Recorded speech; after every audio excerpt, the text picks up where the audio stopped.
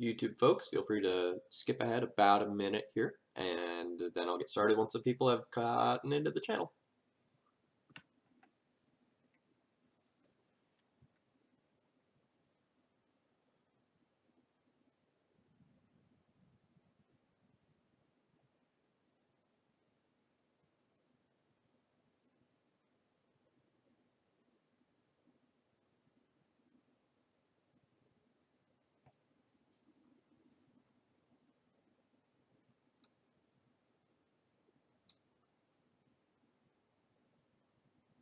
Is that enough to get that on screen the rest of the way?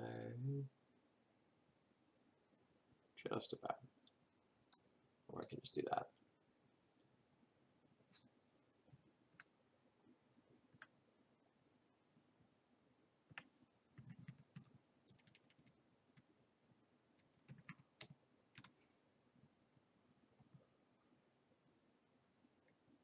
Sorry, I need just a second here to get my spreadsheet and such pulled up.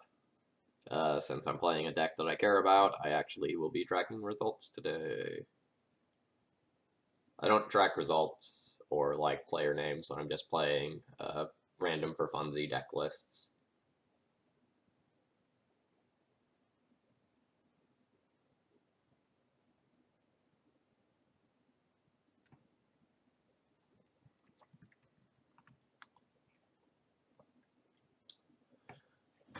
Yeah, morning stream. Welcome to the summer where I can actually do this.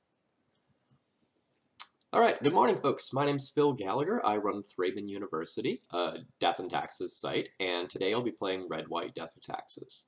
I want to explicitly state at the beginning of this stream that I think it's probably largely incorrect to play Red-White Taxes right now over Mono-White Taxes, because Mono-White has such a better matchup against Delver.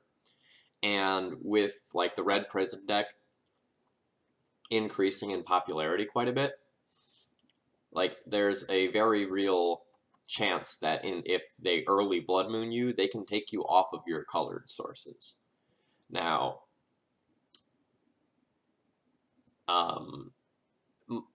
that being said, my win rate currently with Red-White Taxes against Red Prison is still very close to 100% or 100%. Is the mic muted? Could someone in chat just confirm that my audio is working?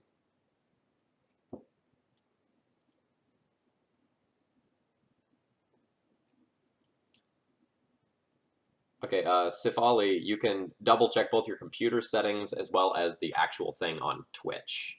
I miss that sometimes. Although, if I'm saying this, you can't actually hear that. So, I guess that's a wash. Okay, so, sorry, just going back to my train of thought.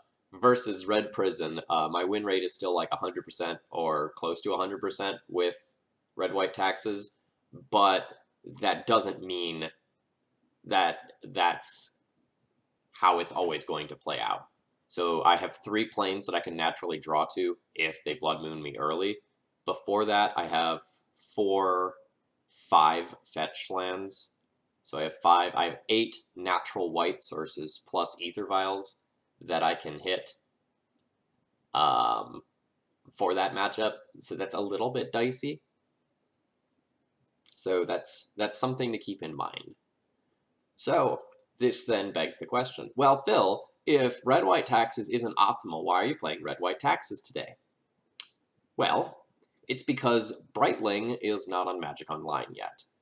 And I think Brightling is a game changer for Mono-White Taxes, and so, like, keeping that in mind, I probably don't want to play any games on Moto with Mono-White Taxes without Brightling anymore. It's like I essentially would be testing an outdated version of a deck for little to no gain if I did so. So I'm going to go to playing this deck list, and I want to explain why. So would I put Brightling into a red-white build of the deck? I think the answer is no, right? Because, like, look at this mana base. So I have 3 ports, 4 wastelands, 3 Cavern of Souls. I have 7 lands that don't produce actual white mana I have 10 lands that don't produce actual white mana to activate Brightling's bounce ability, which is a little dubious, honestly. It's like super, super mana intensive.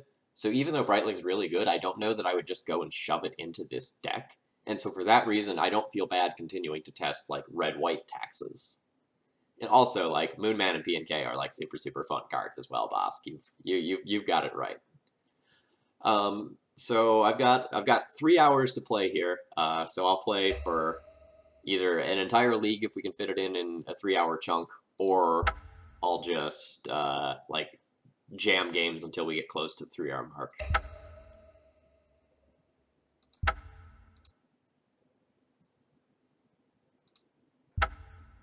And I probably didn't change the deck list below the stream, because I'm bad.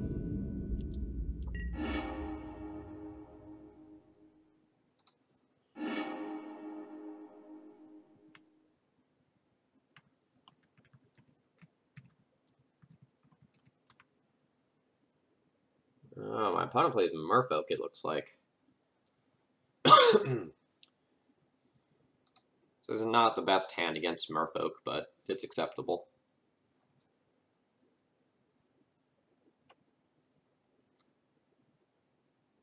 Like, if they have a Vial, I have a Revoker for it.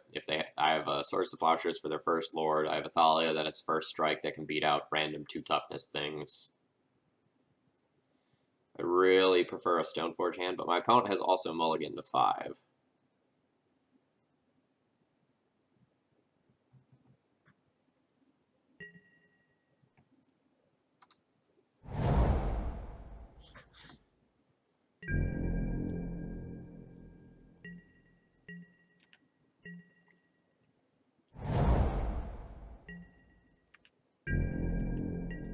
Fish people. Fish people indeed. Who do they think they are?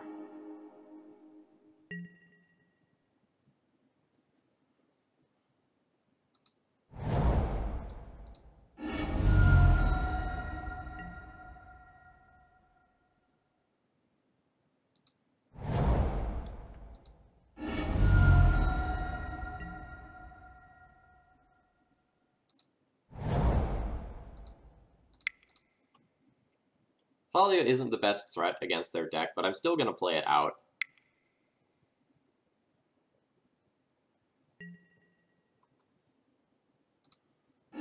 Like, I'm super happy about this Daze, right? Like, I have 2 lands in play, they have no lands in play. I get to slam this sword.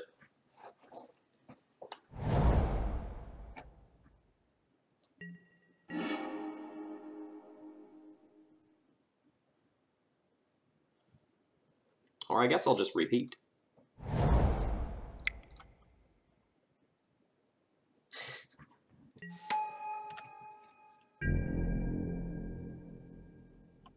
I mean, I understand your hesitation in wanting to call Merfolk people.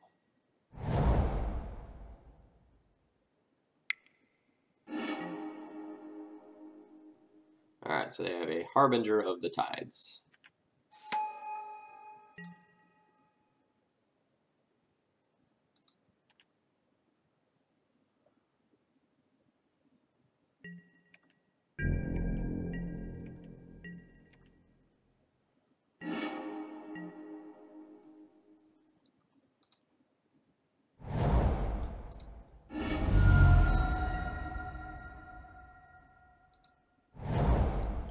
I'm going to resolve this sword while it has a 100% chance of resolving. My opponent can't force or daze right here because of my Thalia.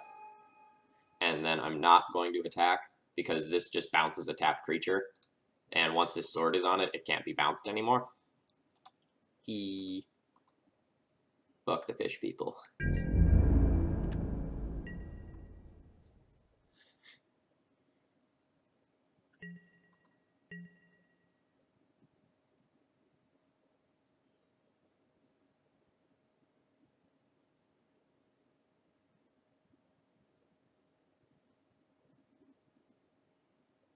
Like, I honestly think we're just, like, done right here.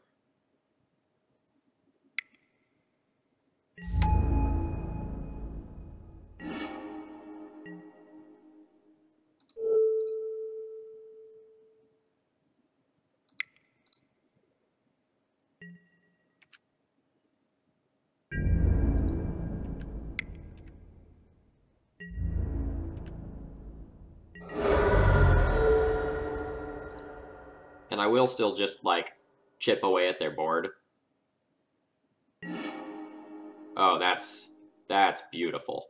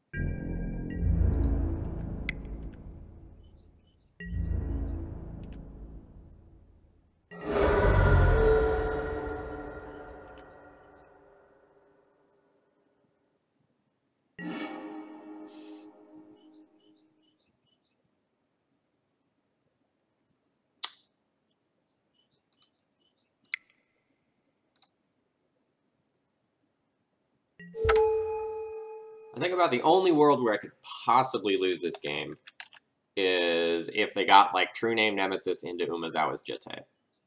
So I'm going to go ahead and name that. I'll pass the turn, leaving up Swords to Plowshares.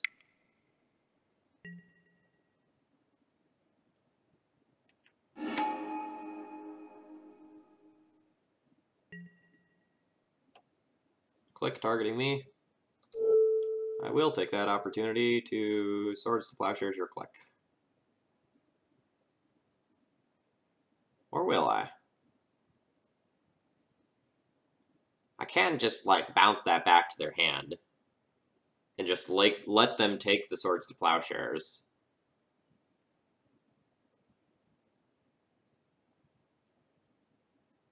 And just take another card out of that.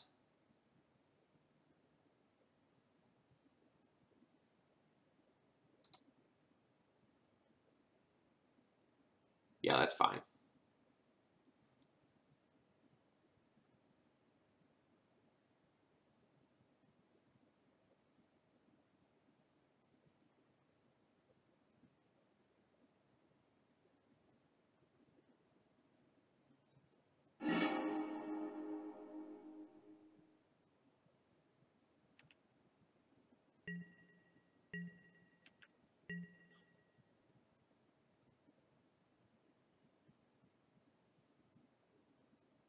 Yup.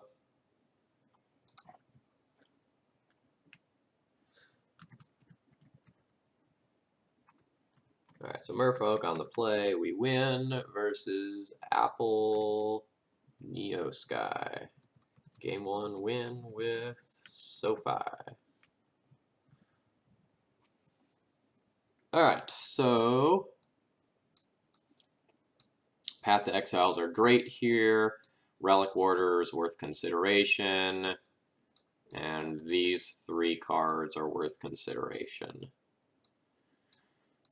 This isn't a great matchup for Thalia. I'll probably cut those.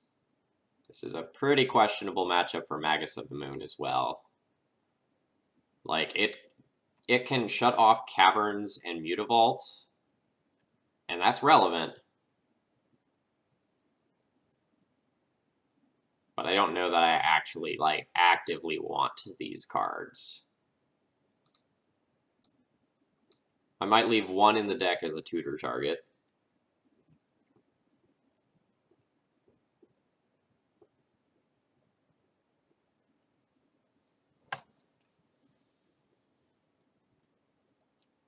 Revoker's not amazing, but sometimes you need to shut off opposing equipment or vials so the game doesn't get out of control.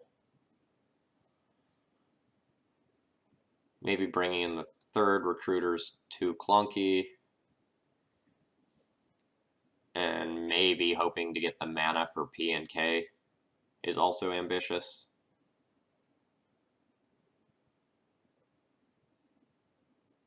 Actually, I could see just going to a mono-white configuration for post-sideboard games to just, like, play around Wasteland.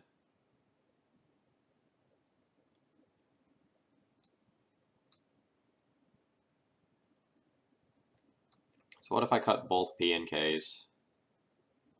Then I can play the third recruiter, since like Stoneforge Mystic is my best way to take over the game.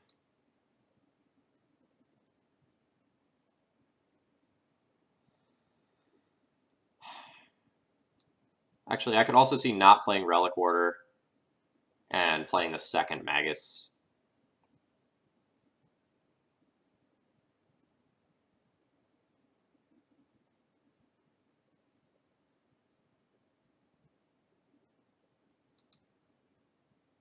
Like, their mana base is probably more fragile than I actually think it is.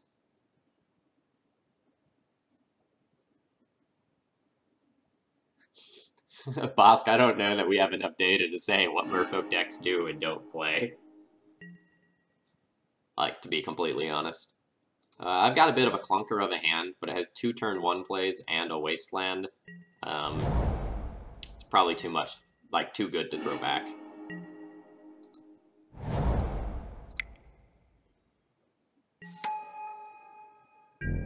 And now with drawing that third land, my hand's actively good.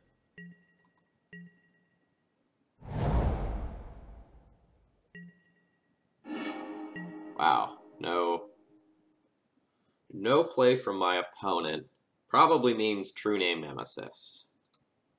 So I am just going to port my opponent and continue to make land drops.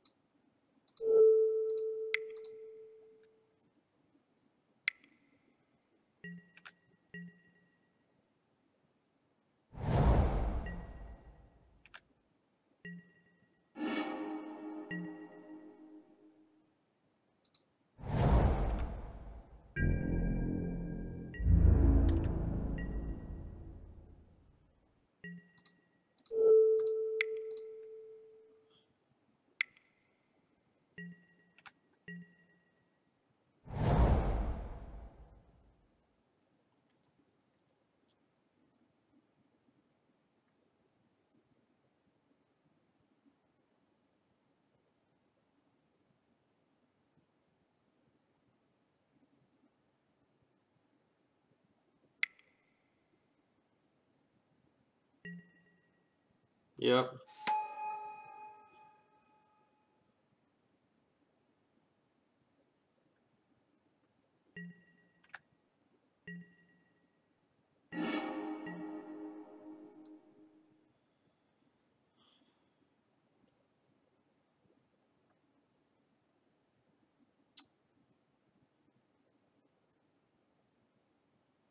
I'm still pretty worried about a follow-up True Name. I'm going to try to continue pressuring their lands a little bit more. Because, like, if they just don't have any 2-drops to cast, then, like, the cost is just a Lightning Bolt a turn. And I can take a couple of turns of that before I start, like, deploying cards. Ah, geez, they just have infinite lands.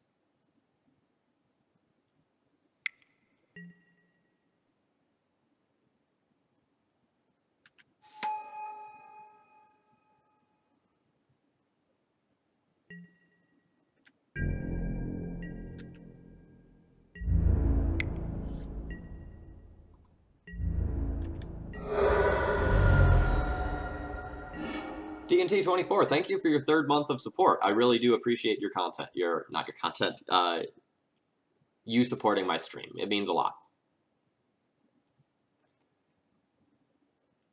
Yeah, we're actively in trouble now.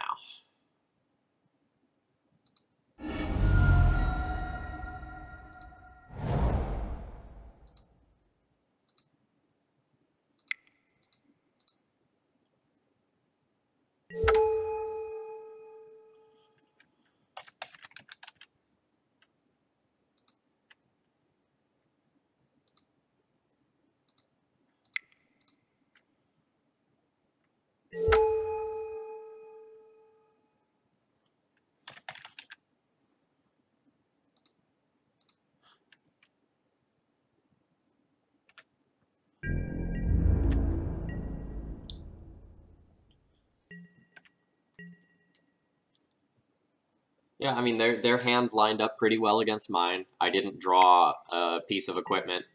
Yep. A piece of equipment to, like, get me out of this. I can get rid of that master on my turn. But, like, the damage is effectively done.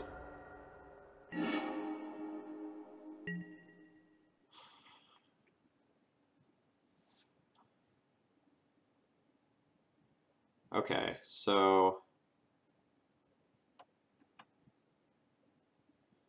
I'm going to take 6, and then I'm going to die. So Batterskull isn't fast enough. I've revoked Jitte twice because that was unbeatable. Just sort of unfortunate. So in what world can I win? None? This build didn't have Council's Judgment.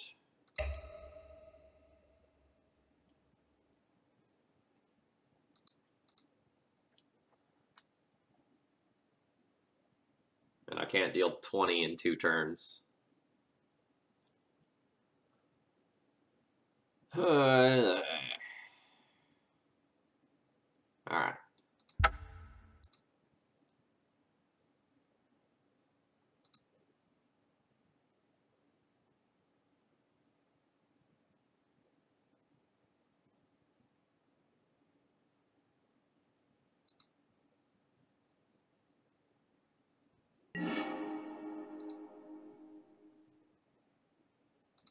This hand's very good.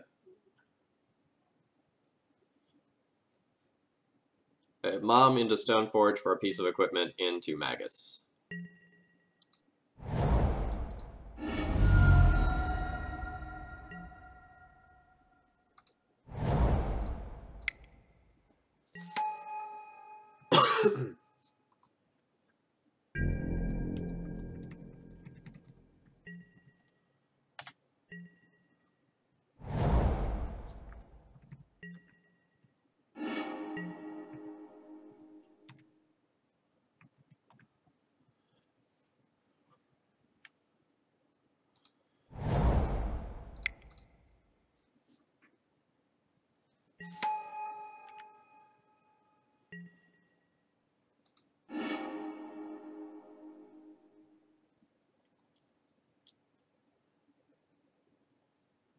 I'm gonna get Batterskull with the first one.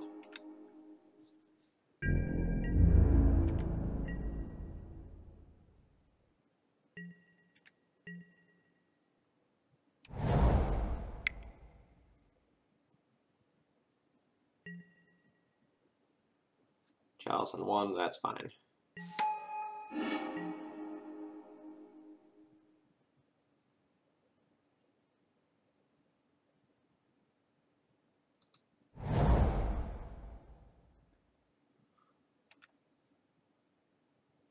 Oh shoot, I actually probably want to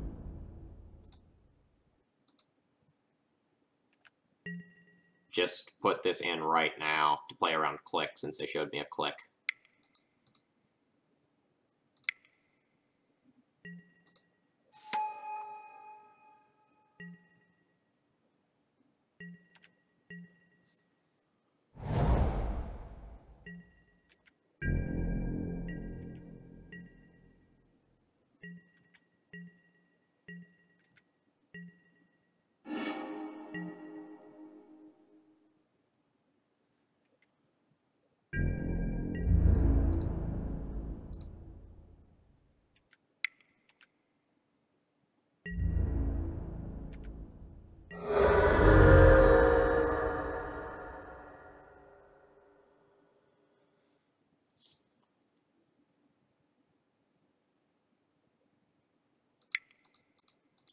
I'm gonna play a Flicker Wisp in case they have click, and go like click into Jitte. Because then I can still brick wall that with like Flicker Wisp Mom.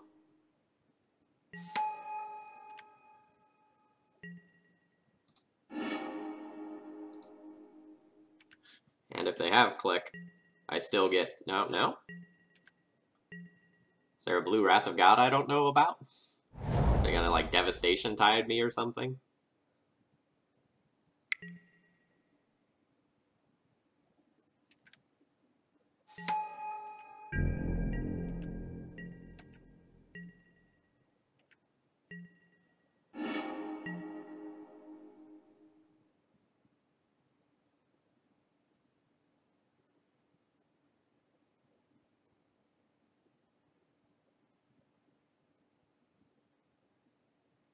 I guess I could just, like, hit and shove here, right? Like, Flicker Wisp out their Regery, attack for 8, put them to 7, and then have lethal the following turn. Alternatively, I just hit for 7 this turn, put Sword of Fire and Ice in, and also have lethal next turn by putting it on the Germ token.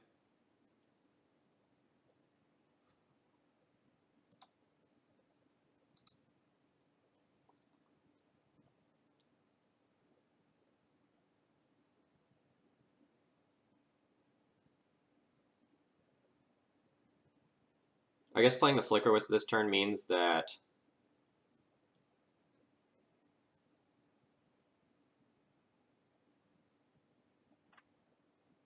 no, I should probably just put in my sword.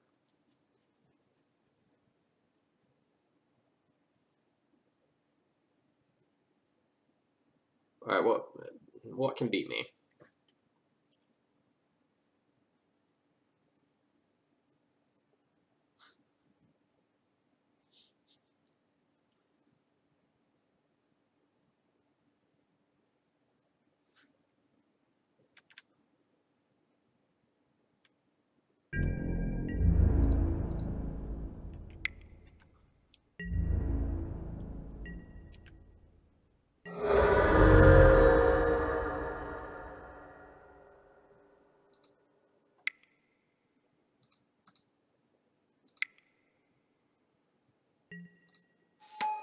I decided I'm going to save my Flicker Wisp in case something I can't think of goes wrong, and I need to get rid of that Chalice to play a removal spell later on.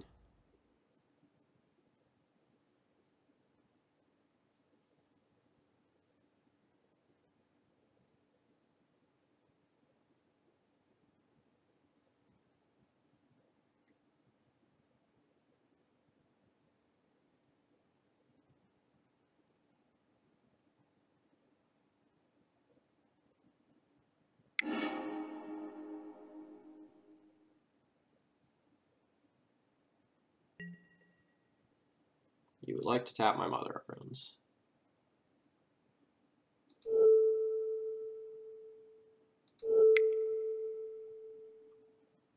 I'm going to get my Germ Pro Blue right here, so that no shenanigans can happen, and my Germ can't be tapped.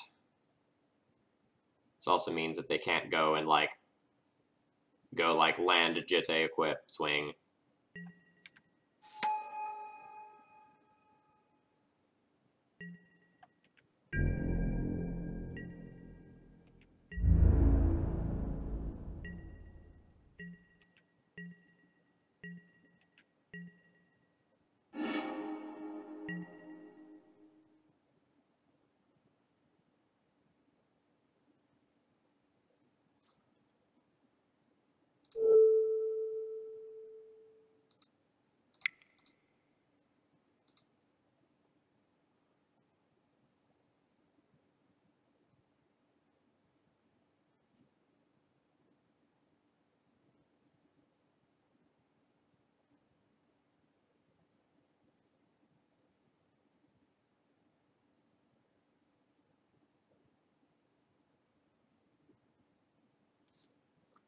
Easy.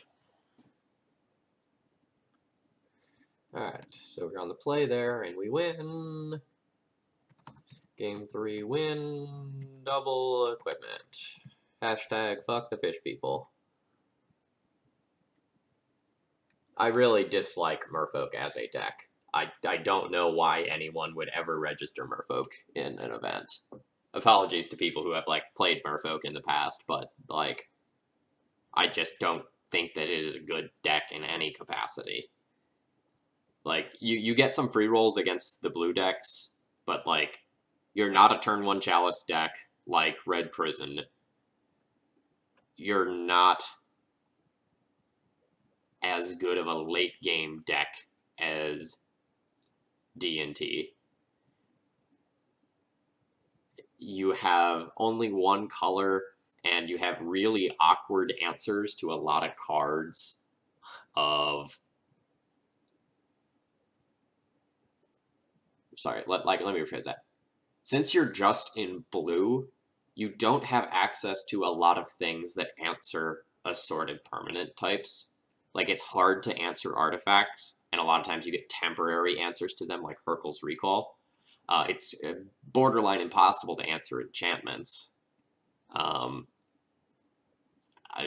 just, like, never enjoyed Merfolk as a deck. Like, I put it together and I played it for a while because it was, like, super cheap to do so since I already owned all the D&T stuff, and I just did not enjoy it. It just felt clunky. Yeah, Bosk, I do agree with that. Like,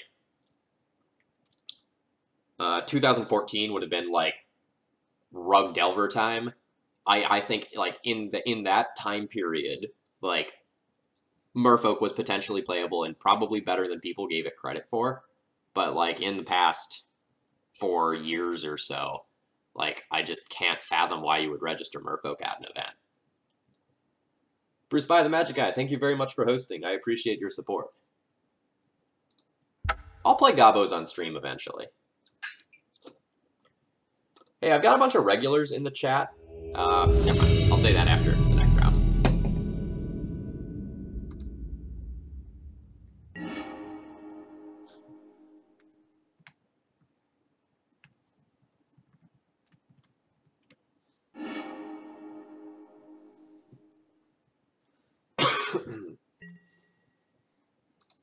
This hand's a little slow, but my opponent has already mulliganed, and I have a vile start.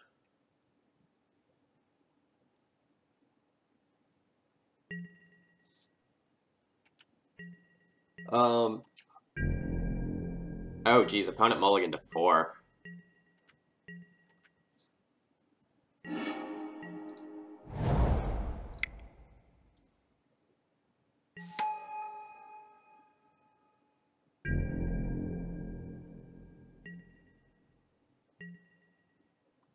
So, alright, I was going to talk about this after the next match. I didn't get that many suggestions for follower goals. Regulars, if you will just, like, scroll down, I added some potential follower goals based on some suggestions and some of my own personal thoughts for what would be good. If you all would just, like, take a look at that and tell me what you think of those, that would be very helpful for me. I think I have a good assortment of things, but I'm very willing to take other suggestions. Hey, Romario.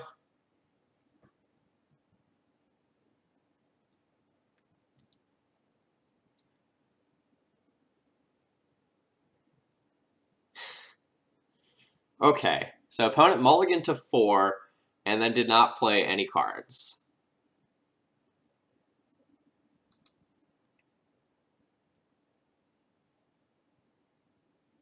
Oh man, all the cool people are stopping by.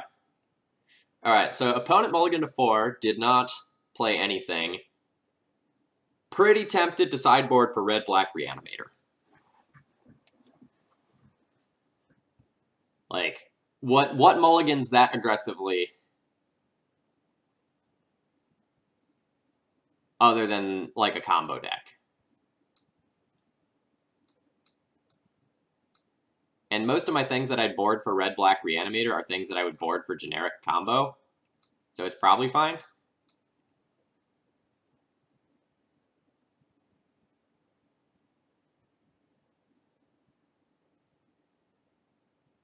I will keep 4-color Loam in mind as a potential follower goal suggestion.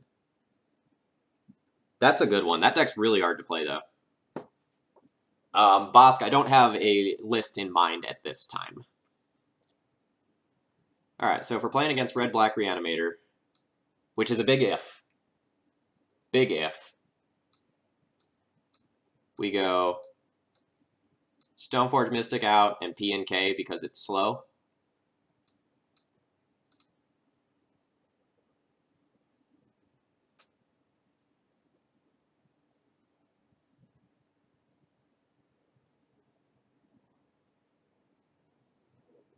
I will keep Enchantress in mind as one. I like that deck. I've played it on Moto before. It was just very slow because I was playing the Words of Wind version.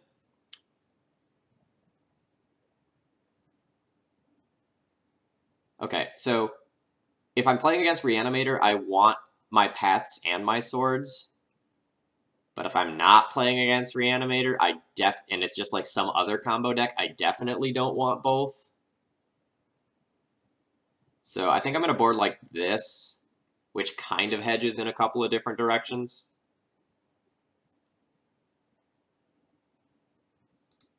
And we'll hope this is good enough. We're probably completely re-sideboarding after this next game, but...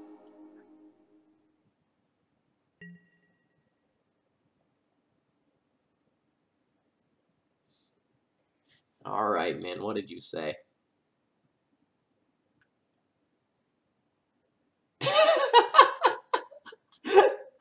Oh man, I almost missed that one. Blue-White Stoneblade can sometimes mull that aggressively, but they will likely win the game when they mulligan, so it can't be that.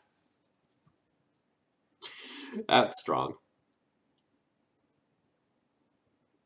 I have a game plan with this hand, so I'm going to keep. We'll see what's happening over there.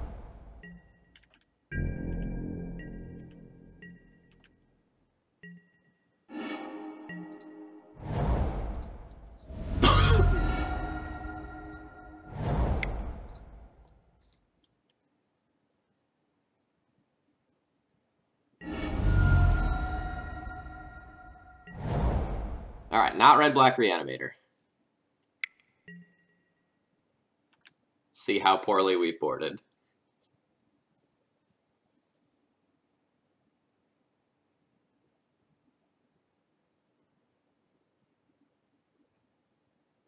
This means my current guess is that I am playing against Sneak and Show.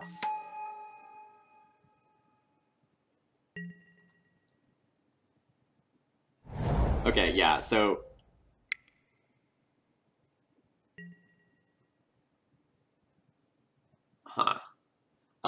For anyone who was wondering, I played Blue-White Stoneblade yesterday, and I mulled to 4, keeping an absolute dumpster fire of a hand, and managed to piece together a win. It was...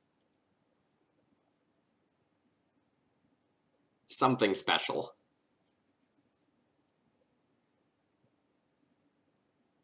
Oh, was it a mull to 3?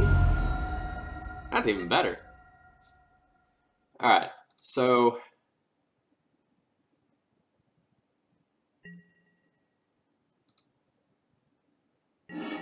I guess my opponent's playing a pile deck.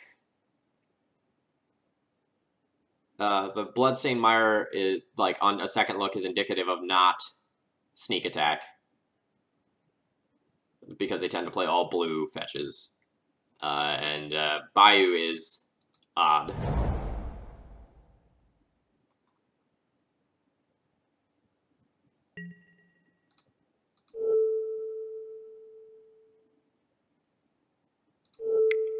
I'm going to cut them off of the Bayou here. Because Magus of the Moon is potentially pretty sweet.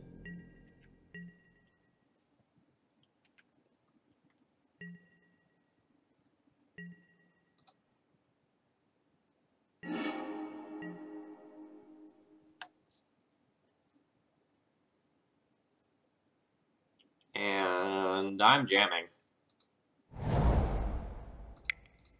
Lightning Bolt or Counterspell for me. Nope.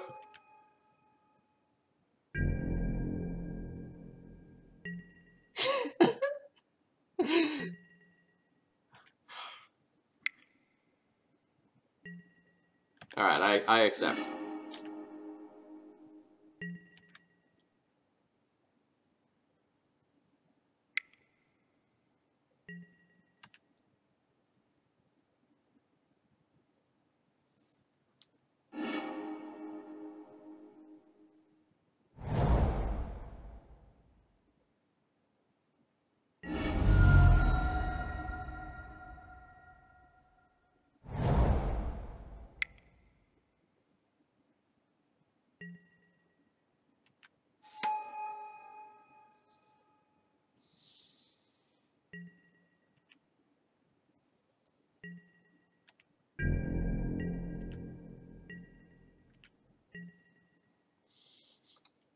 This is a trap if I've ever seen one.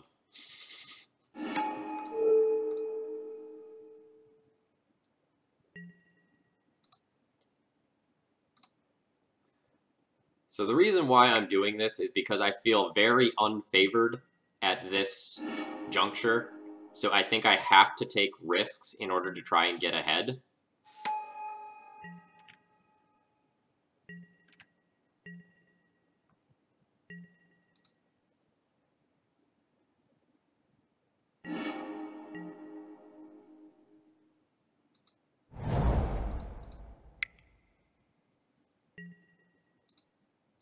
Like, the Baleful Strix was good against my entire hand, so getting it off the table for a little while meant that I could start aggroing in.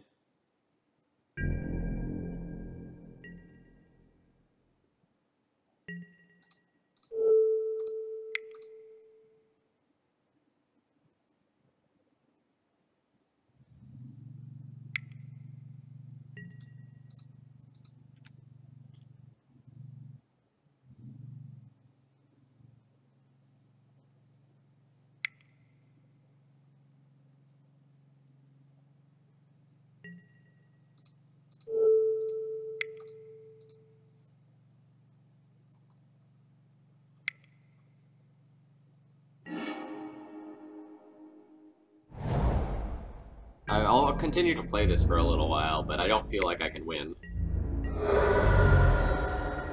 Dave C., thank you very much for hosting. I appreciate your support.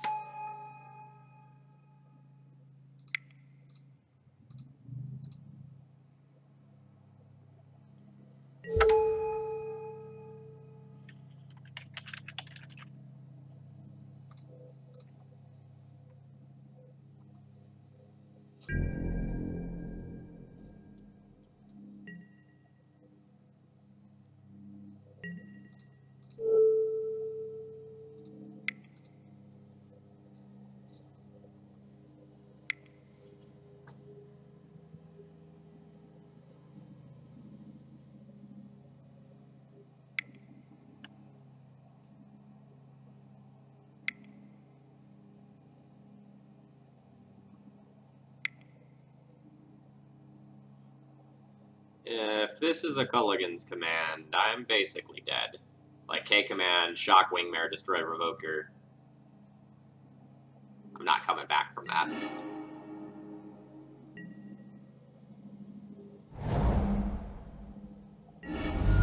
Well, still probably not coming back from this either.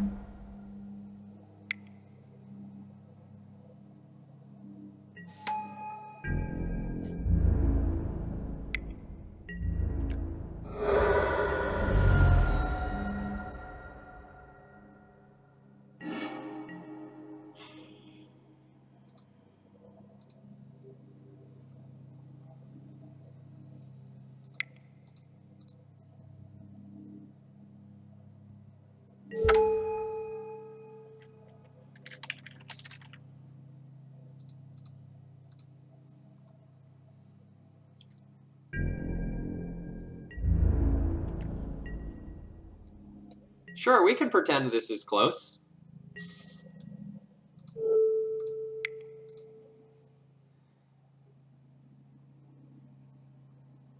Like, I feel like my first Revoker is probably just going to get answered, and then, like, my opponent's going to slam a Jace, and I'm going to die.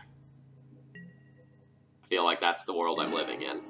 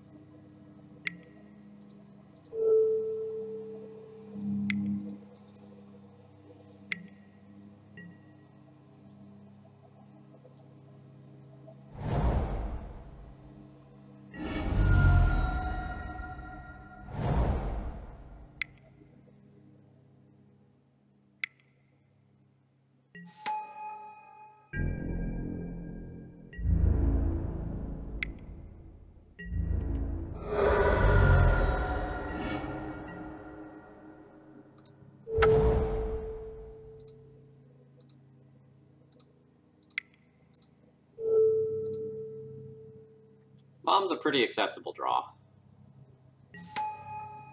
But now I can't continue to port my opponent. Not that it matters that much, but I just can't. Leovold too strong.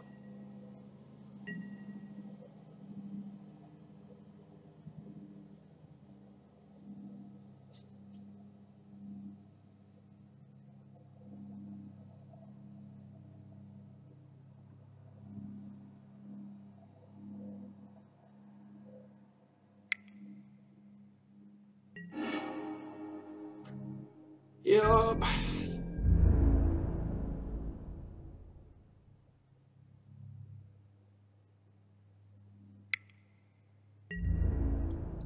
I will accept this trade.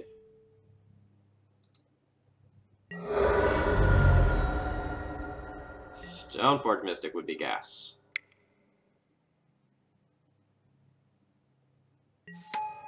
Of course.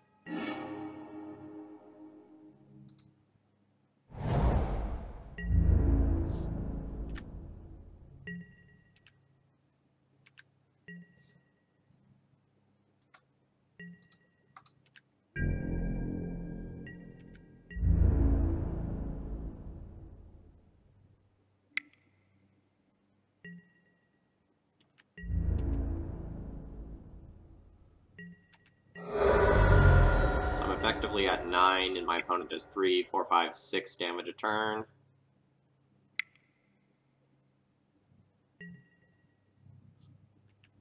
My opponent just plays out the Naked Jace. Alright, so my opponent does 3, 4, 5, 6, 7, and I'm at... Or sorry, 3, 4, 5, 6. My opponent does 6 a turn, so that means fetching does not change anything. I will take the marginal thinning.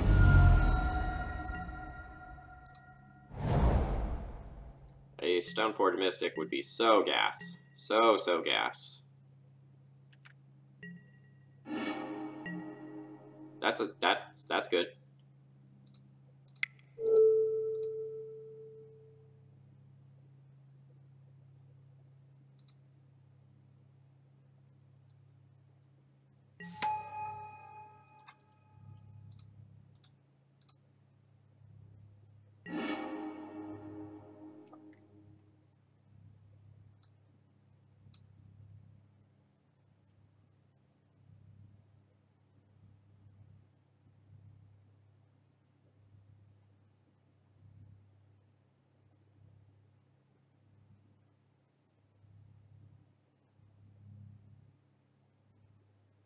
Oh no. Oh no.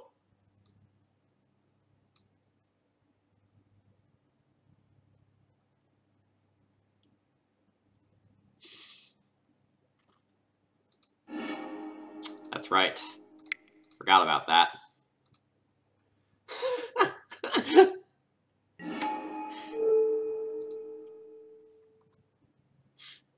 It's fine.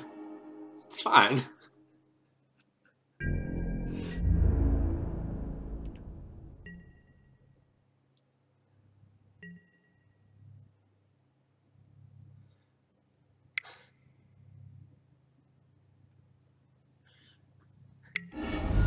It's fine. Like, if my opponent bricks on a draw for a turn, I might still be able to take over this game.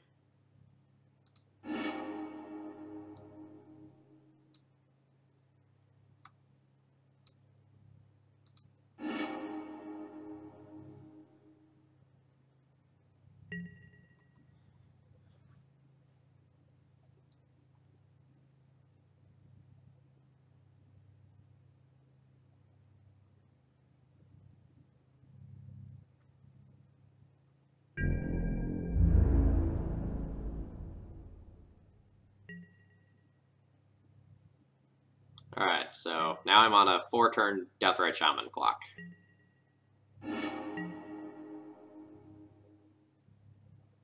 That's an acceptable draw.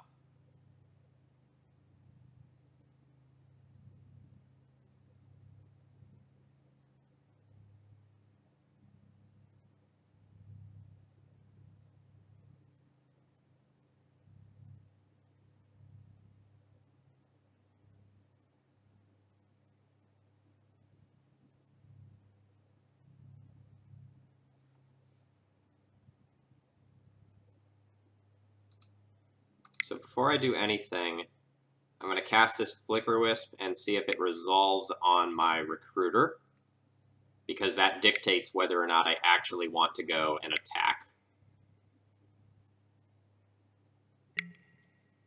Okay.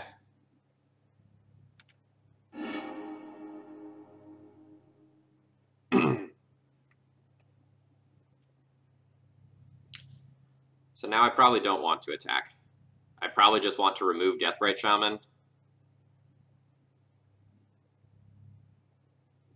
Alright, so I can remove Deathrite Shaman, which is a thing that is potentially going to kill me. Or I can remove Baleful Strix and then 100%, well, 95% kill the Jace. If my opponent top decks any removal spell and hits this Revoker and this Jace gets unchecked and they get to Brainstorm, I'm just going to die. But I might just die anyway to Leovold. So if I Swords the Plowshare Strix and my opponent doesn't draw a removal spell, I bash in, I kill Jace.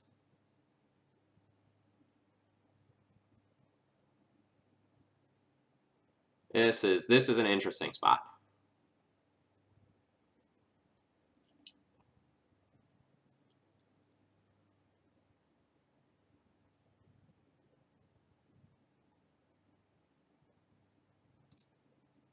I accept a loss to my opponent drawing a removal spell right here, because it's like that card would be the top card of my opponent's deck anyway on their turn, and then they would just, like, if they have a removal spell, they hit Revoker, and then I die anyway. Well, not immediately die, but effectively die. So this is like, have it right here, or I'm in great shape.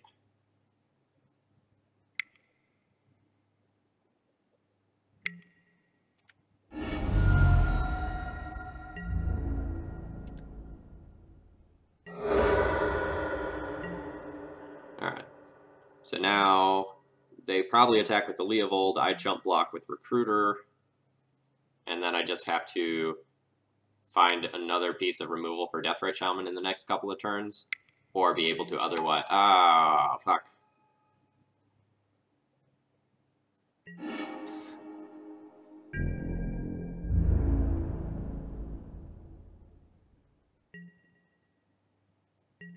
Alright, not attacking with that Leovold there, just, like, absolutely has to be wrong.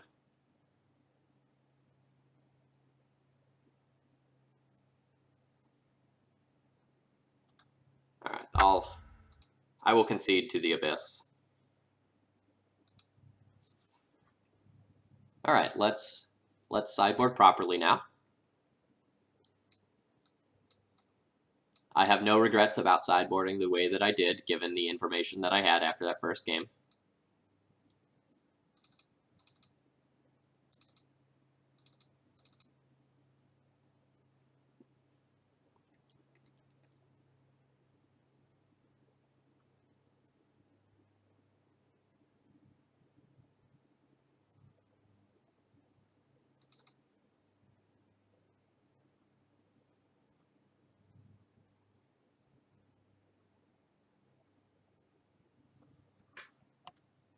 Let me update my notes real quick. Alright, so we're playing against Check Pile. We're on the play for game one. No, we're on the draw for game one and we win. And we're on the draw for game two and we lost. Now we'll be on the play for game three and we... Alright, playing against Nano G. So game one, win without opponent playing a card.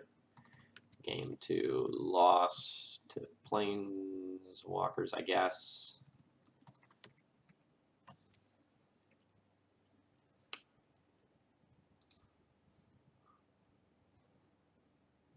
This is a great hand.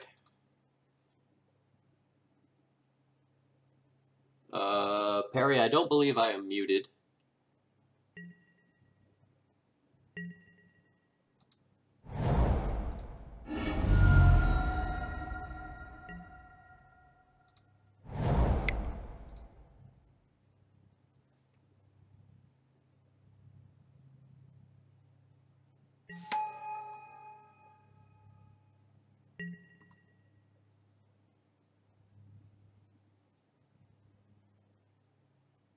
Okay, good.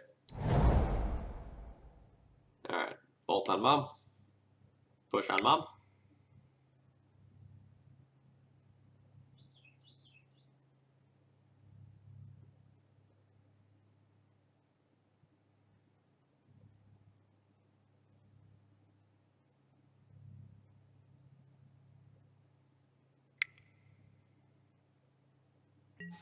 Nope, just a Deathray Shaman.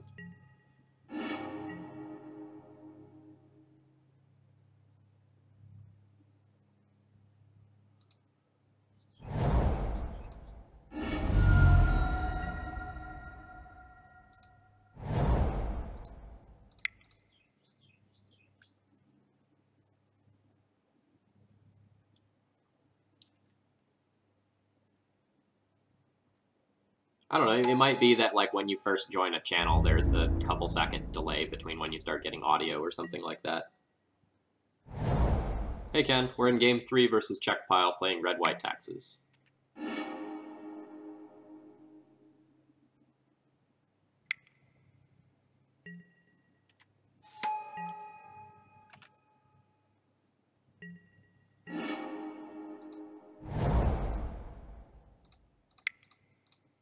Alright, opponent, you get 1 colored mana for the rest of the game. Presumably.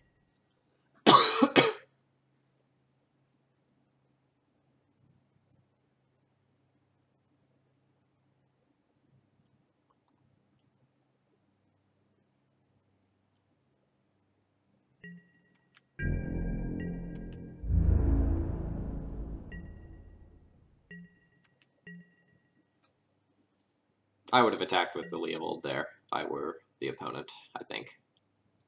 Just, like, try to get me to make a mistake.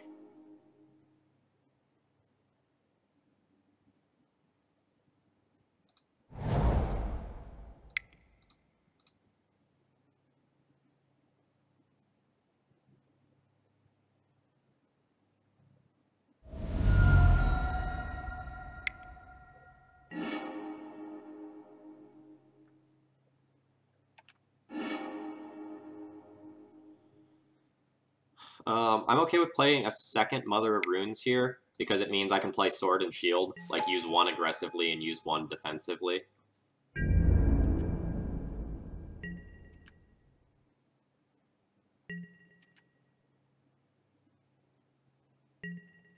I think my opponent's only out is going to be like another land and Toxic Deluge.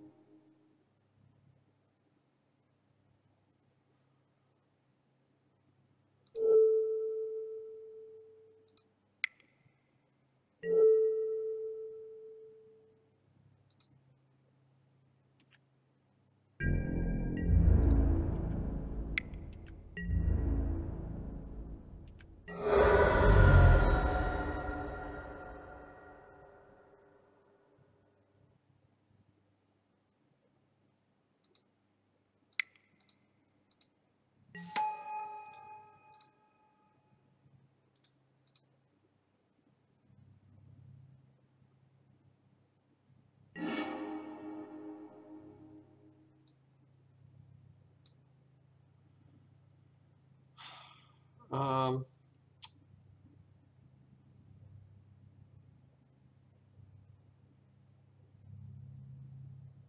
we're just gonna get something that cantrips.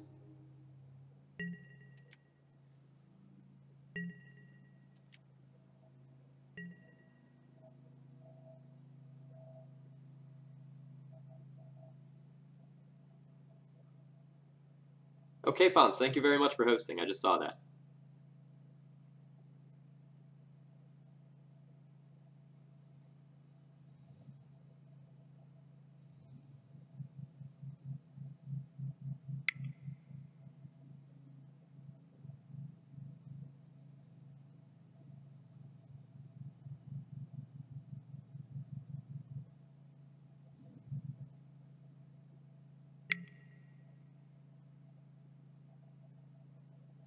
Well, Pithing Needle naming Mother of Runes is pretty darn good.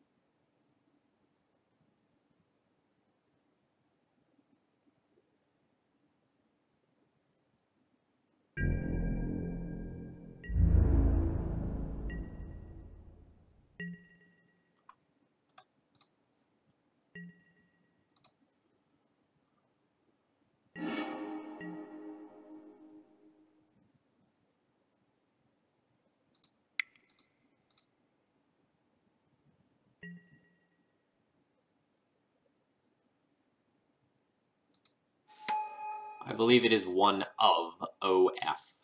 It is a one of in your deck. One off doesn't really make any sense, right?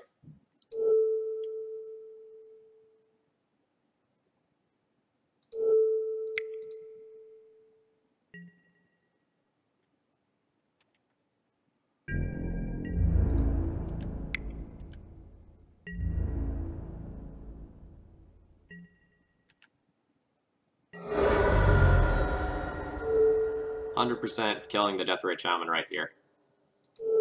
They can have a card. Deathrite Shaman is more valuable than anything else in the rest of their deck.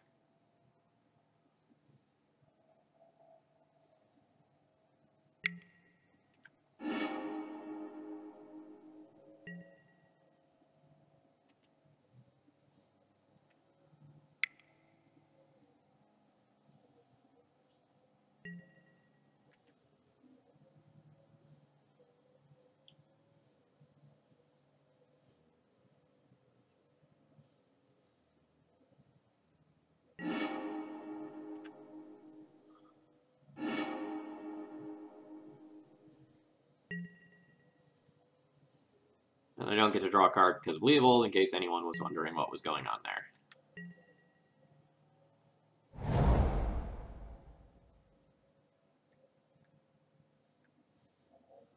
So this will be, yeah. I was going to say, like, this is, like, my opponent's real last turn to do anything that matters, because after this turn, I just, like, move Sword to Magus, and then it's protected from Lightning Bolt. My opponent has no outs to it.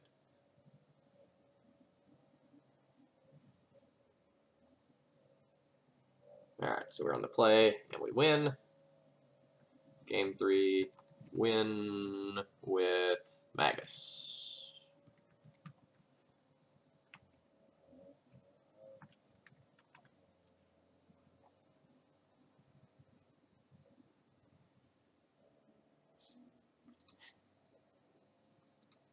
Alright, so I'm going to go ahead and pull up the deck list for you all so you can take a quick look at that. I'm going to run to the restroom real quick before the next round begins.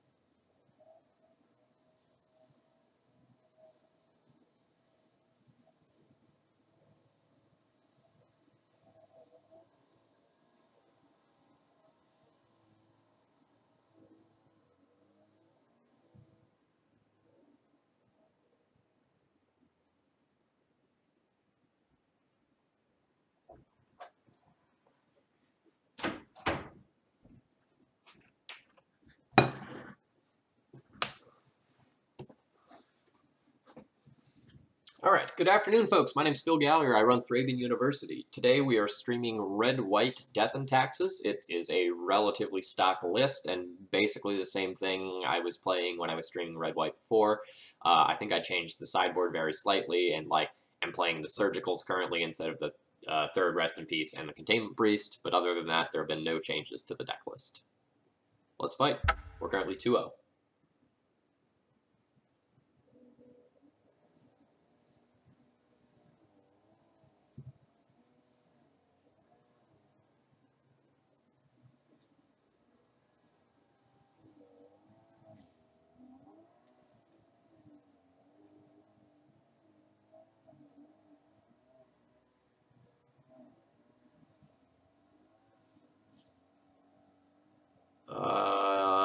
Did I day 2 SCG Philly with this list? I day 2'd some SCG event with this list or something within a card or two. I don't remember if it was Philly. So we'll go with a strong maybe.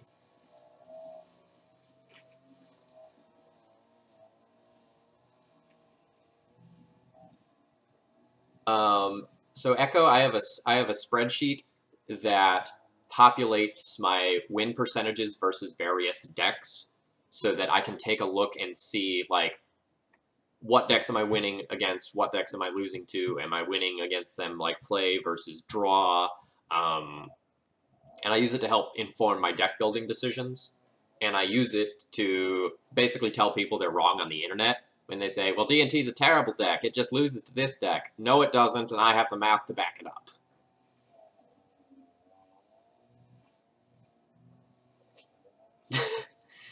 Yes, NW Robinson, I think I day 2'd that event. There was a giant judge call because my opponent, Paul Lynch, I think he cast a Ponder, but then actually brainstormed instead. And the ruling is very, very favorable for me. It was the correct ruling, but Paul appeals it and was pretty upset about it. So we got a time extension, and it took a long time to resolve.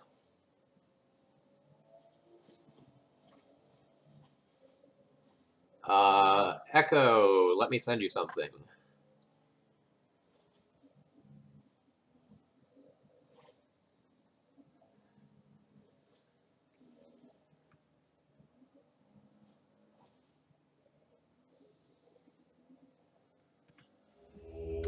Echo, there's a blank version of the spreadsheet that I use. It's very helpful. It does all the work for you. You just have to plug in numbers. Killing form, long story short, I get to choose which cards were a part of his ponder, and I get to know his entire hand.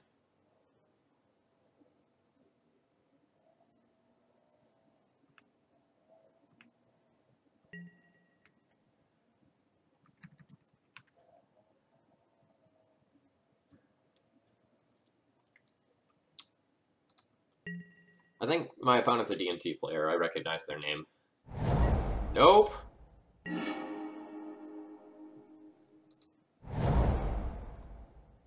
I know they've played D&T in the past. I drew, like, theoretically that's the best way to do it, but most of the time that's not overly practical because you don't generate enough data with any one given deck list. So the data I generate is data for, like, red-white D&T or mono-white D&T, where, like, I will collect enough data pool over months and months and months to make informed decisions.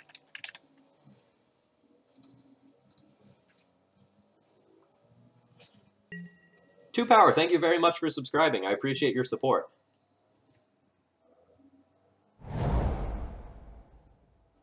Oh, yeah, his list top 4 the challenge. Okay.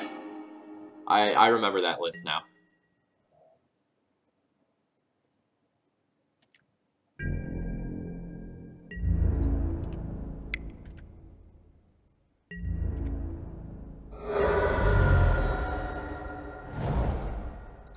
Moon Man.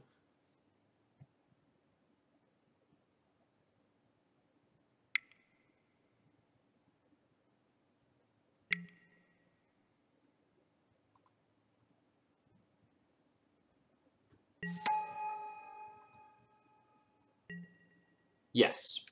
So for any one style of a deck, I have separate records for that. But not necessarily for like every single specific individual build.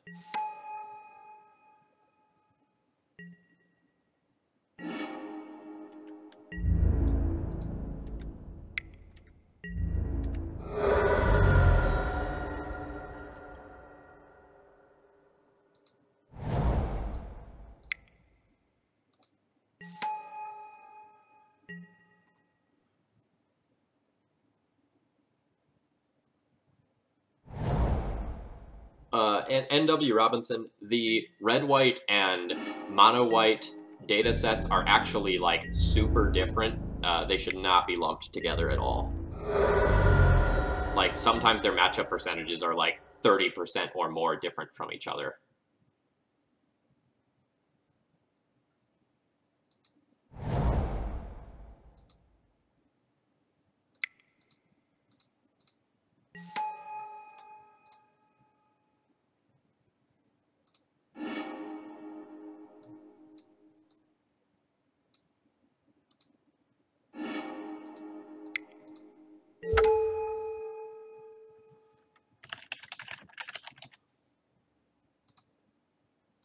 We're going to get a Revoker and just name a card that could potentially beat us in Walking Ballista.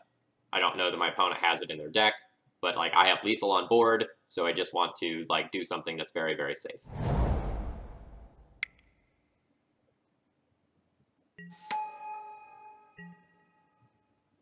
Huh.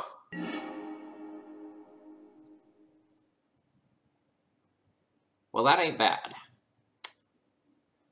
That ain't bad at all. But I can probably just beat that. So if opponent attacks in, they go to 14. I have 2, 4, 6, 8, 9.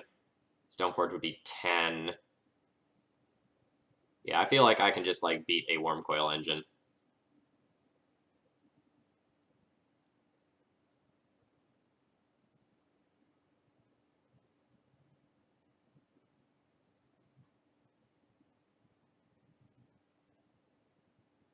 Echo, the first page actually has idiot-proof instructions.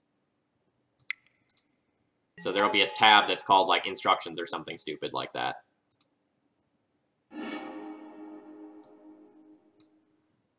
If I get Sword of Fire and Ice, do I have lethal if my opponent cracks in with Wormcoil? Probably. But I should probably just get Batterskull, because I can put Batterskull onto Thalia over the course of 2 turns and then have a 6-power first strike person.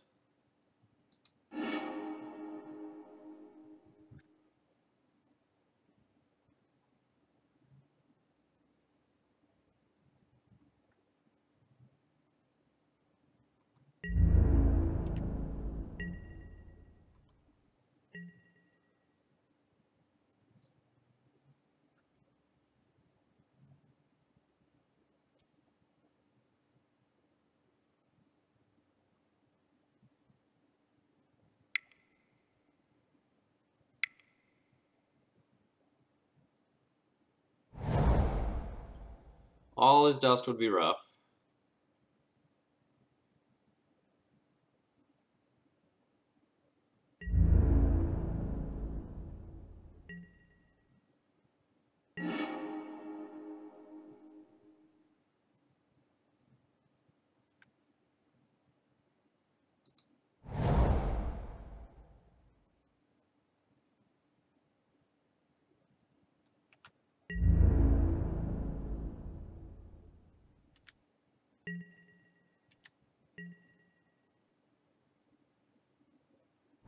All is dust doesn't require colorless, right? It's just 7 colorless mana. So like I can get all is dusted right here.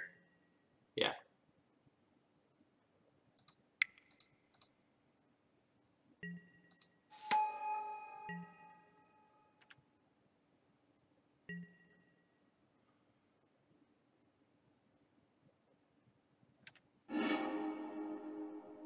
But opponents still can't attack, right? If they attack in, I crack back for like so much more.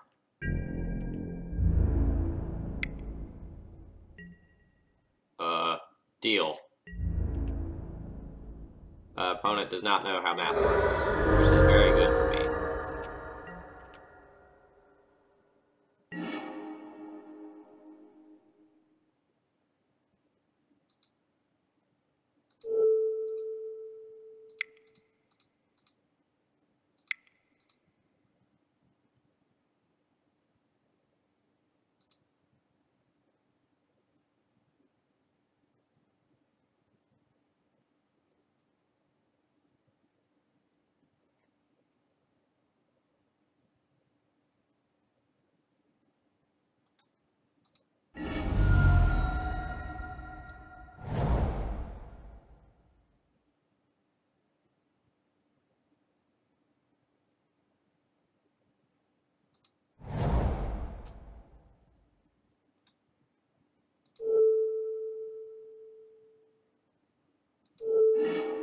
Blow up the tutor.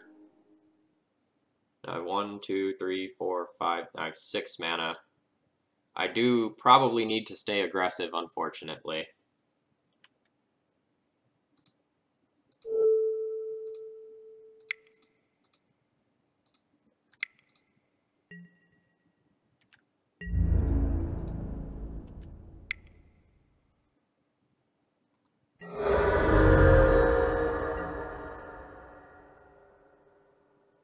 And now, if my opponent doesn't produce another creature, I have Flicker Wisp and Lethal for my next turn. But my opponent has tons of mana.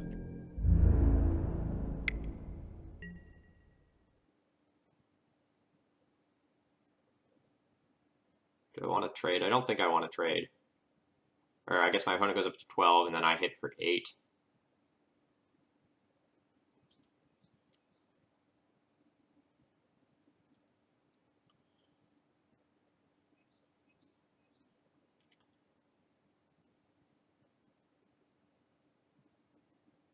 Maybe I do want to trade.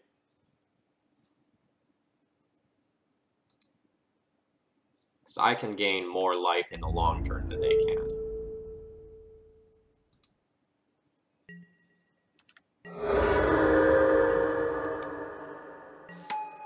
And I can also just, like, blink their Depth Touch token. Second Eye is a beating. Probably can't beat that. Idru, if he has Ballista at this point, I'm probably not beating a Ballista anyway, because it's just like 2, 4, 5, like, for 1, 2, 3, 4. Yeah, it would have been a Ballista for 5, so they would have, like, created a 5/5 with it. And, like, that alone would have been difficult to beat. So I just have to accept that if they have Ballista, it's going to be very good.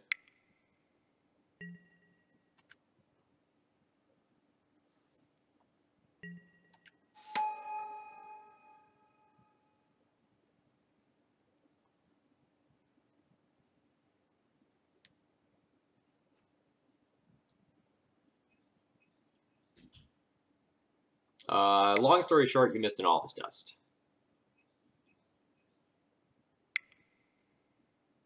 Or sorry, I forgot about the Glimmer Post when doing math, so like the Ballista would have been huge, huge. Ugin. Alright, this one has probably slipped away.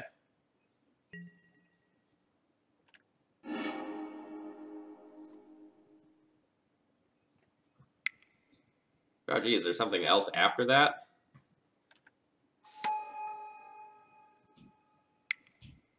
Two somethings after that?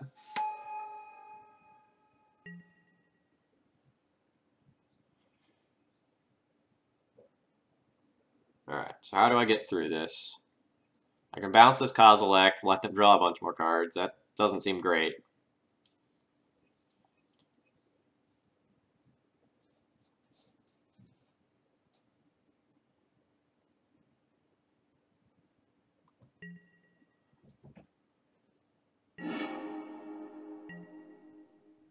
I'm comfortable conceding here. Almost had that one. Alright. So playing against Big Eldrazi. I was on the draw, and I lost. So game 1, lost to all is dust.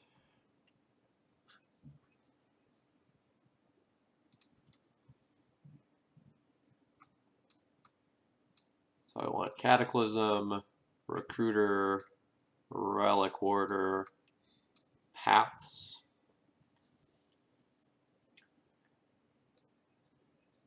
I do not want Mother of Runes. Jitte isn't really amazing. Although I guess if my opponent is playing Wormcoil Engine, it's fine. Can consider P&K and Magus. Echo, when I play Paper Magic, I record on paper, and then I transfer into a spreadsheet when I get home from the tournament.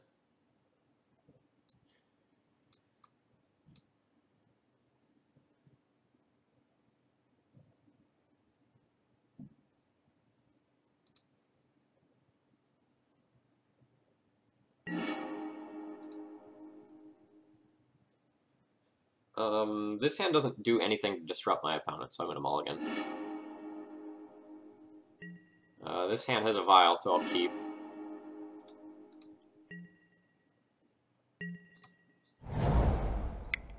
I'll fold real hard to a Sorcerer's Spyglass or a Pithing Needle.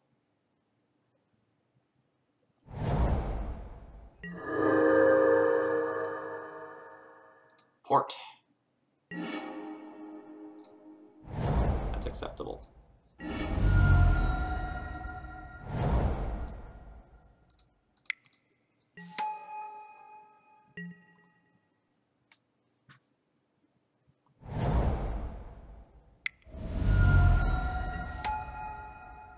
Yep.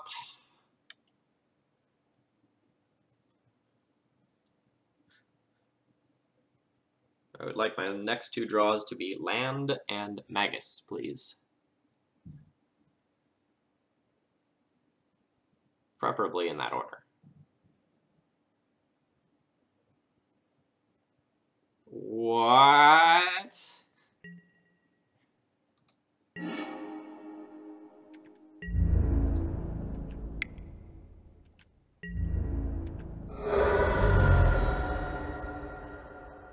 Okay.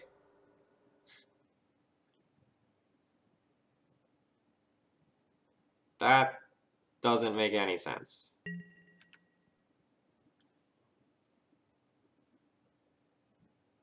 I legitimately do not get that. Like, naming Vial is just, like, crippling my hand.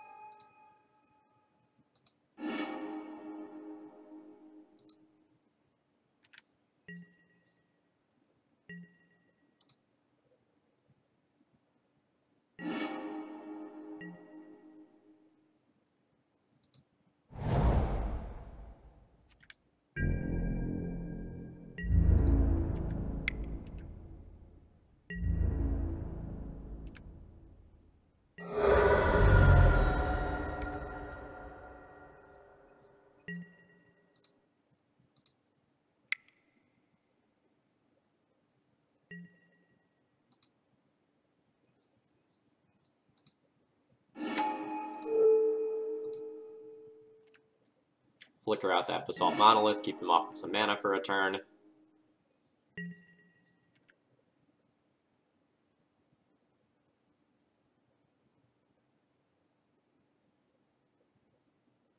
I mean, this is doing it. This is everything I need to do to win.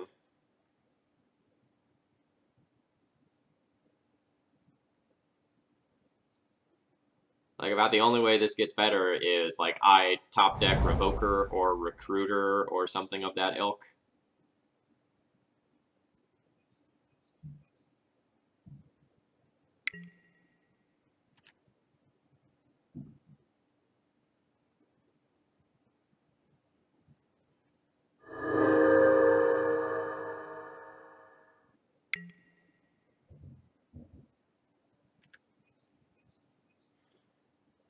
Opponent going to have approximately a shit ton of mana on following turns.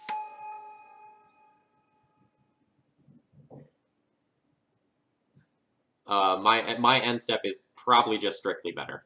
It's very, very, very unlikely that my opponent does anything involving mana on my turn.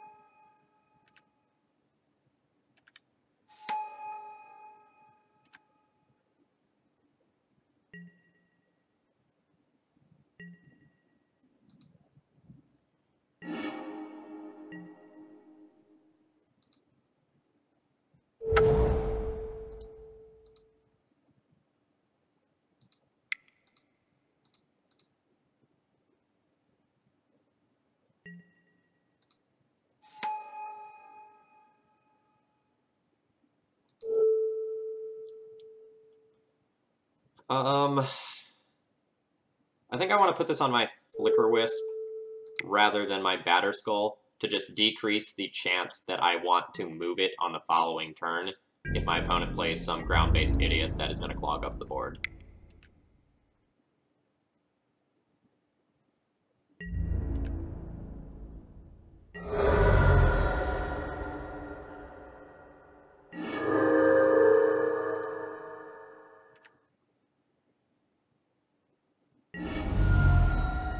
This also means that I just have, like, lethal in the air with Flicker Wisp alone next turn.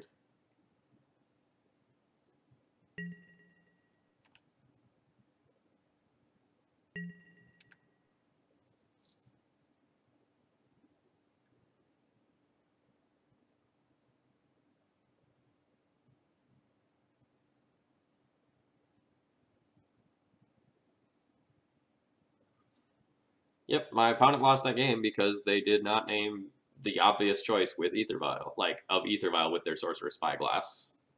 Opponent 100% punted that game.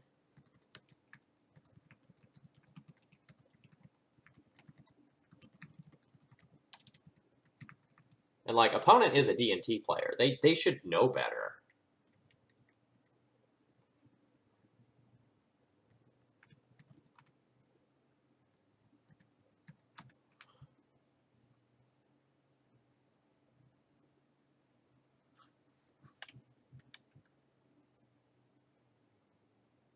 Yeah, right? Like, I'm so confused, Basic Planes. I'm so confused.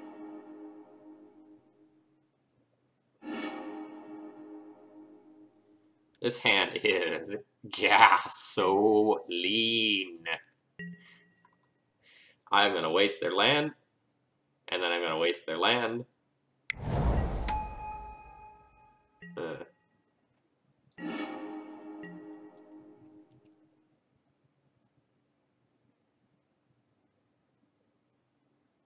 That's something I didn't want to see. Now they're ahead on board.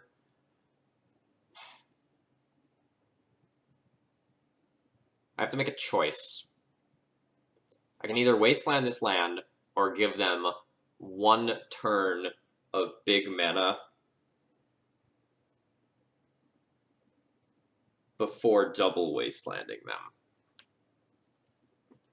This is the critical play of the game right here. This is where this game is decided.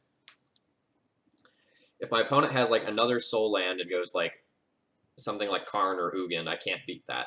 If they just go like a Wormcoil Engine or something like that, that's pretty easily beatable with this hand.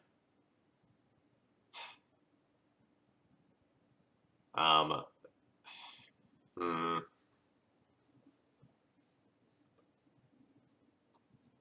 think my greatest chance of winning this game is play Wasteland and Vial on one, and then double Wasteland them, and try to beat whatever one card they can put into play this turn.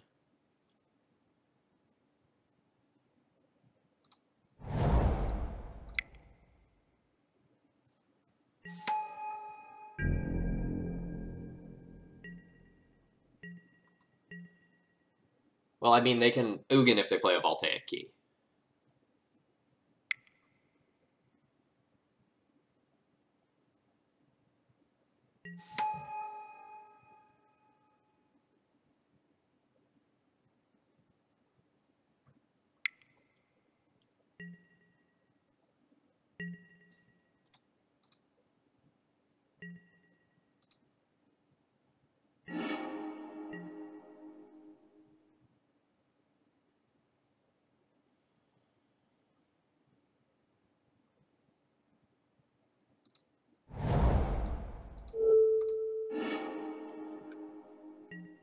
Best draw in the deck is now Phyrexian Revoker to shut off Thran Dynamo.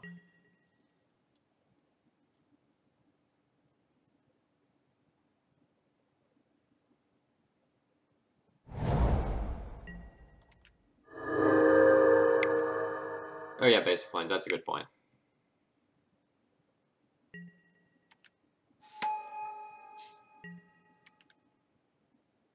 Alright, opponent has a lot of mana. But apparently no fat? Oh, neat.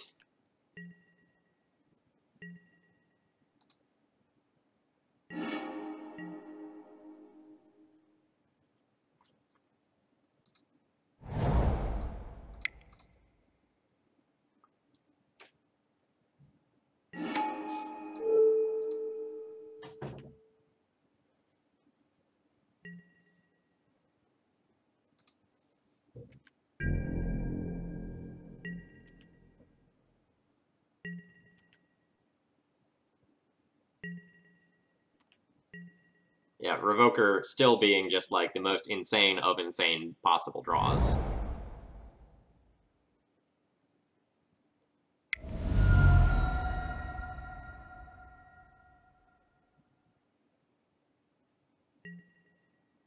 Chalice for 1. I accept.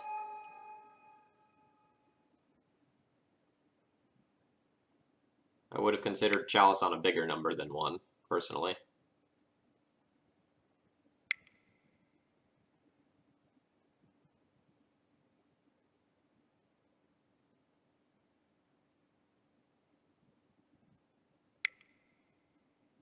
Alright, this is big.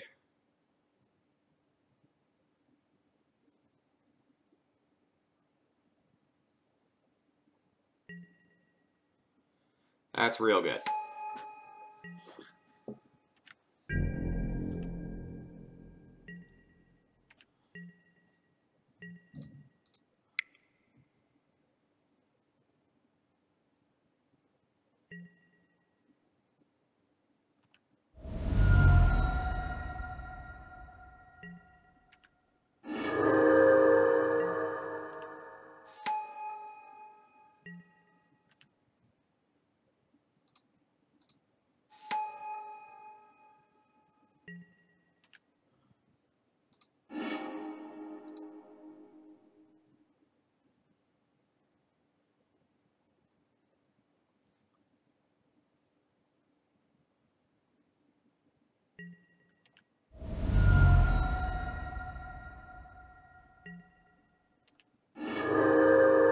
I mean, opponent just kept a bunch of mana, which is 100% reasonable.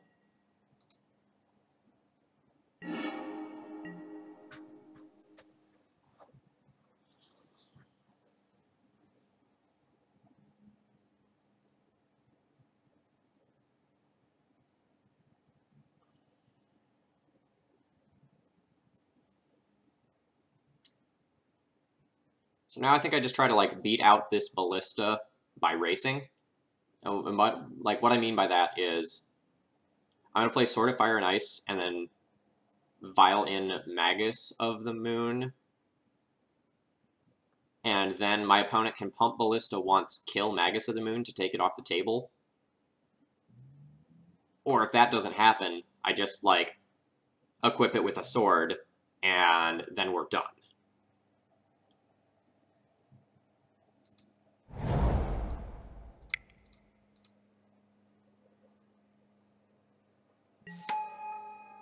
One, two, three, 4, 5. So I can put my opponent on 5 mana, or I can put them on 6 mana by not putting in the Magus. I think I'd rather keep them on 5 because then they can't cast a Wormcoil Engine.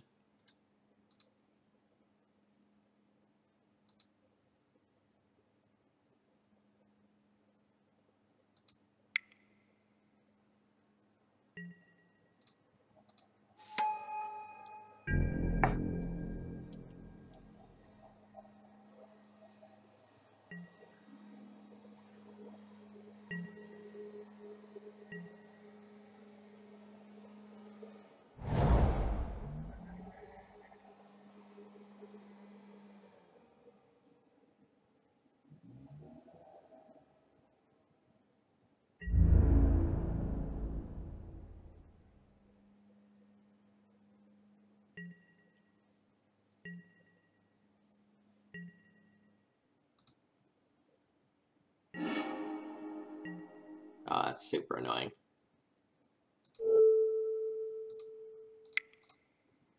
So this is where my opponent has to, like, pump this and kill Magus. Just, like, obligatory play.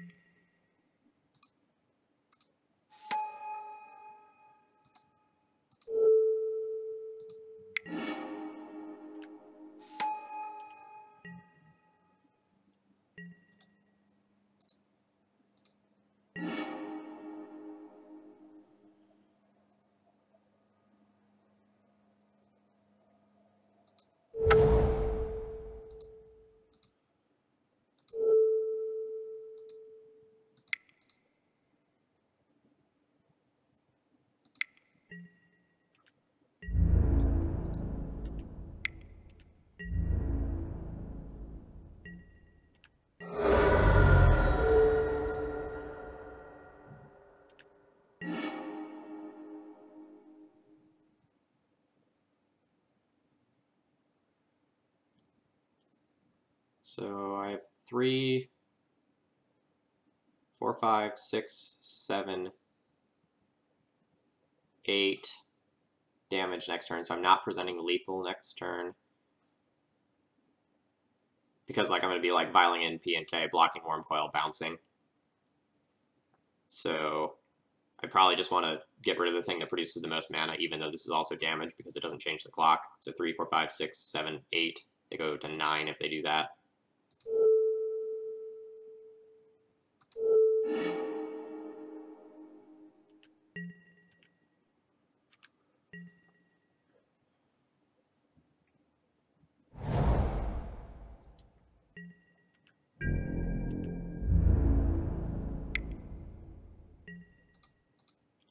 This is just an onboard trick. So I don't even think this attack is, like, good.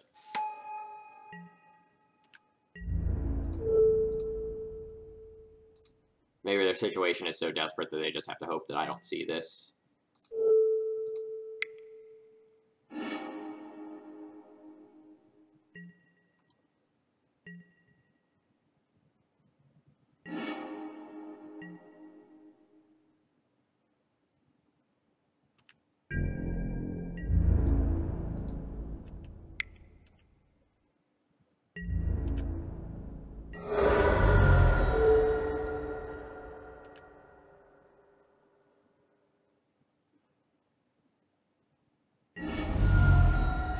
Lol.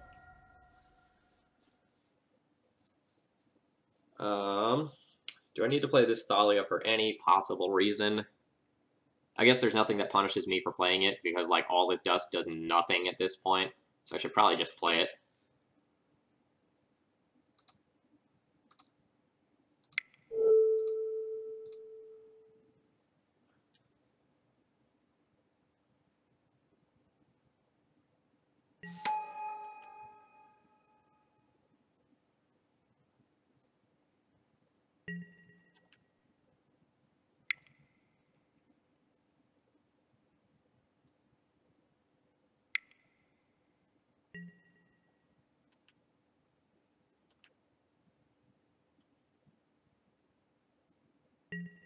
So if I were the opponent, I would have used Thespian Stage to copy Caracas, and then you have, like, some chance, right? Because, like, before combat, you can try to, like, bounce my P and K. So I can't block with that. But then I guess I just, like, block with Thalia, bounce Thalia, and it's moot. So, like, playing the Thalia was, like, a super heads-up play for reasons I didn't think about. Alright, so they target Glimmer Post. Sure. Okay, I go up to 6 life. I still have very, very much lethal in the air.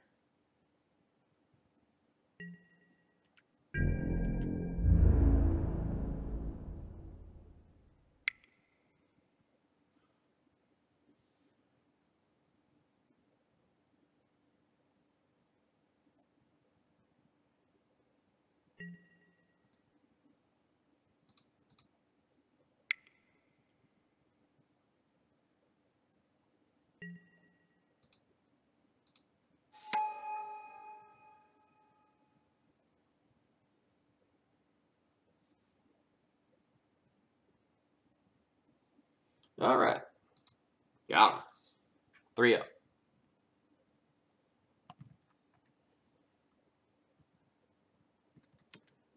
So game 3, win with P and K. P and K sweet. I miss playing with that card.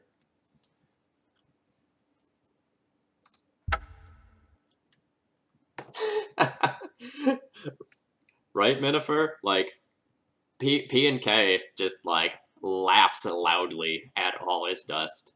So, like, on that board, I had Infinite Thopters and Sword of Fire and Ice and Vile, none of which is touched by all his dust. Just lol. So we played against Pile. And what else we played against? Merfolk. Right, we all forgot the Merfolk match, because why was my opponent playing Merfolk? One way or another, this is going to be my last match of this morning. I've got lunch plans at 12:30, and I need to take a shower and head out.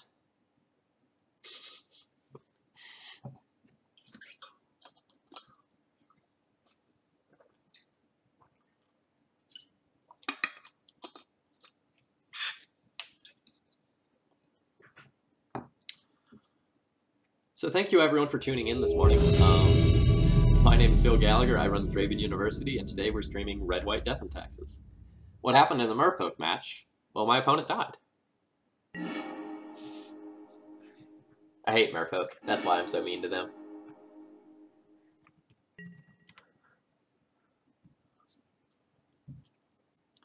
I have an awesome mana denial hand. Hopefully that's good against what my opponent is doing.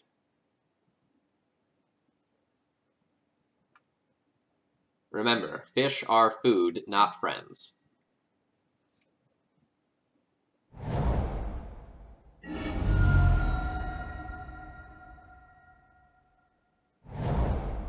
Don't lead on Death Red Shaman. Damn it. Aha! Fuck you, Death Rat Shaman.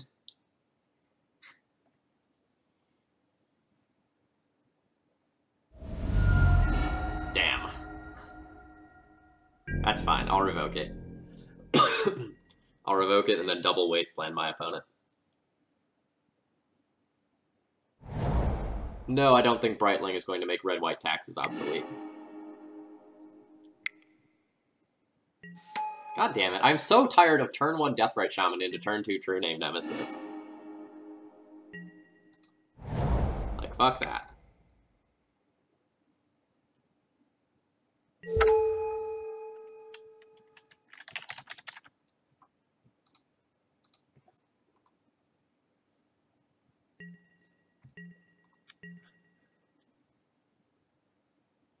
And, like, now because the True Name's on board, I can't just, like, double Wasteland them.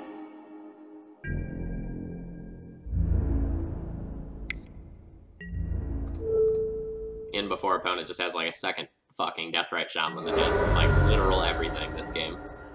Okay. Not literal everything, just almost everything.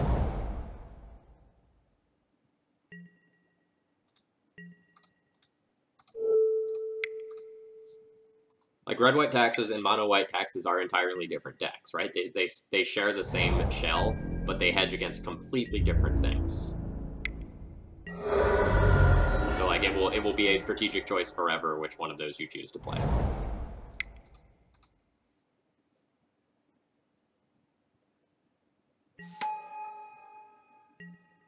No, I think True Name Nemesis is 100% fine without Deathrite Shaman in the format. Like, it's still super annoying, but, like, it showing up on turn 2 with counter magic backup is just, like, such a giant pile of BS.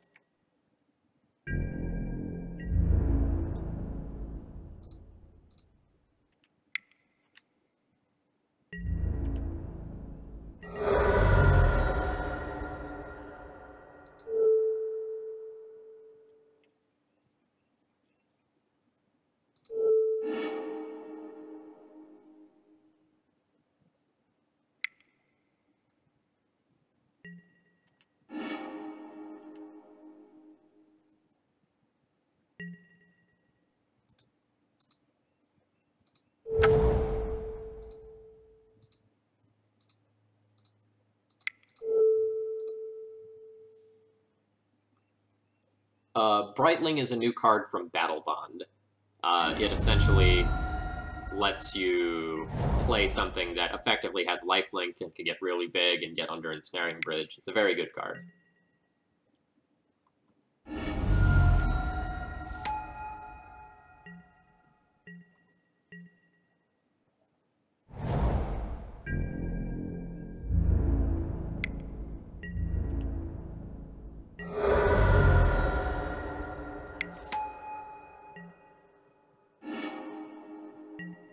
We had, like, the most insane hand against this deck possible, but because my opponent had, like, Deathrite Shaman plus Force plus True Name, I just had no chance. Like, this is unbeatable if I am instead on the play. That's frustrating.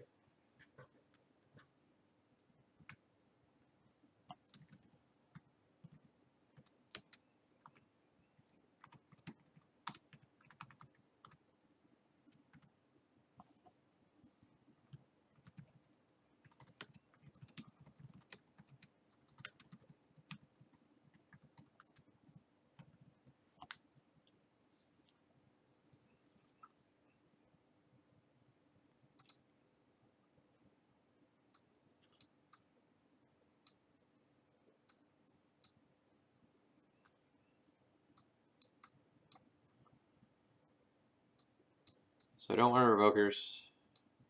I don't want P&K. Rest in Peace is worth consideration. Magus of the Moon is so-so.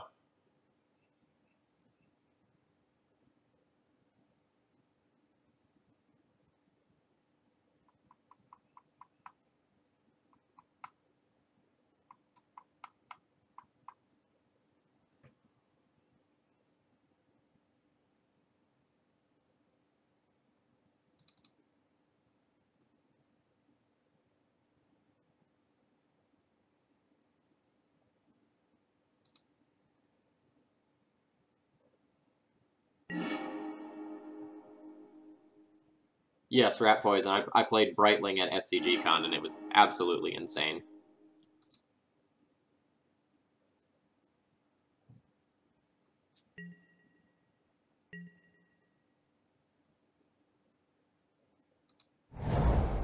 To not put a land in the graveyard for Deathrite Shaman, I'm going to lead on Plateau. I don't care if it gets wastelanded, I have lots of lands.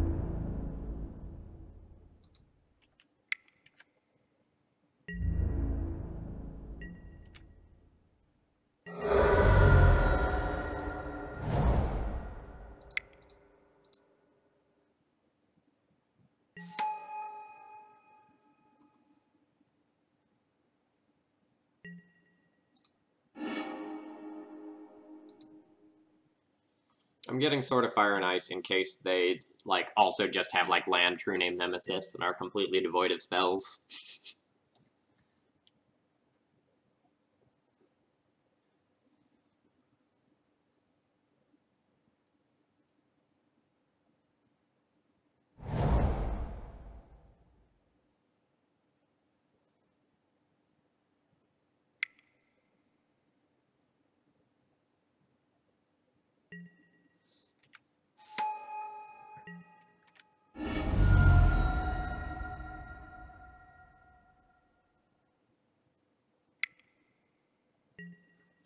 Alright, opponent's hand is absolutely stacked.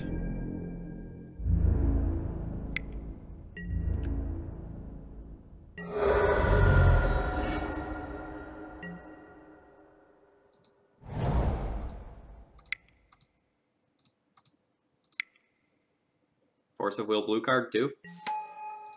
No.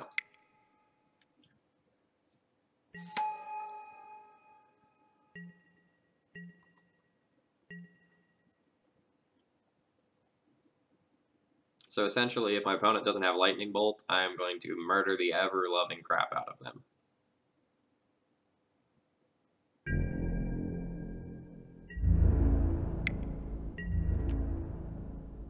I do not have Lightning Bolt.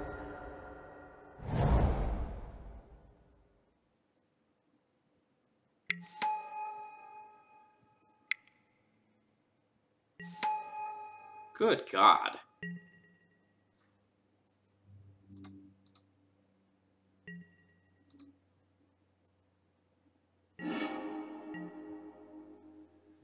Am I just gonna die? Like, I get to kill Pyro and Delver, and then I take 3, 4, 5, 6, 7. Yeah, I am still just dead after all of that, unless I draw a Mother of Runes.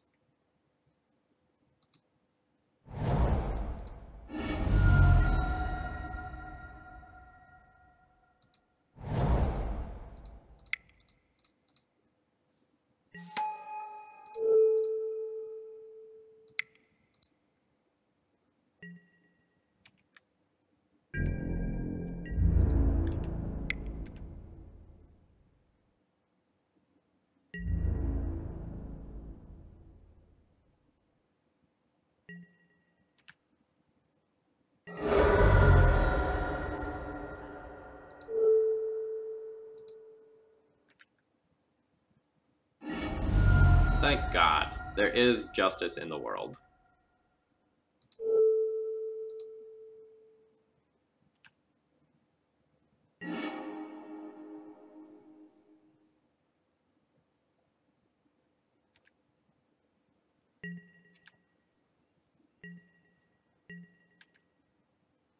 Now opponent will just probably, like, have Lightning Bolt anyway.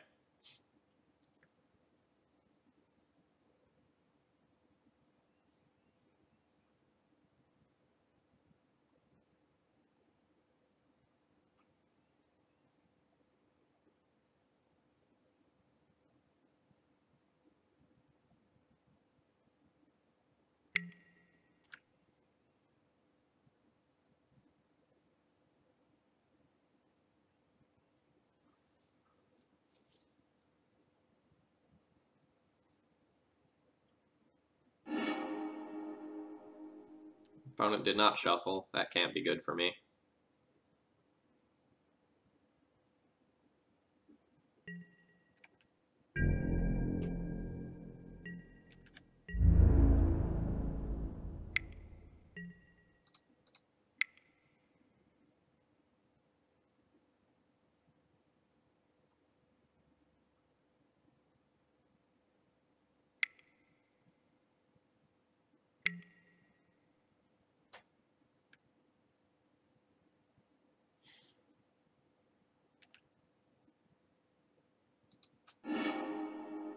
That's so frustrating.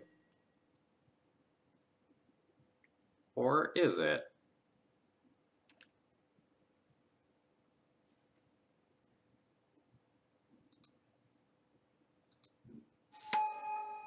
So now I can take 3, 4, 5 damage. My opponent doesn't have black mana up for Deathrite Shaman. So I can just take that hit and then try to find something that gets me out of this.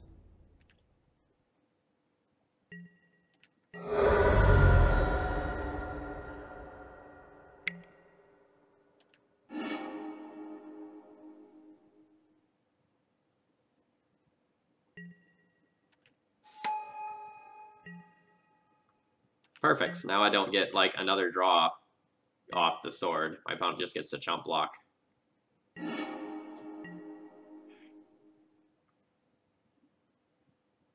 I'm so close to cobbling this together. I'm so very close.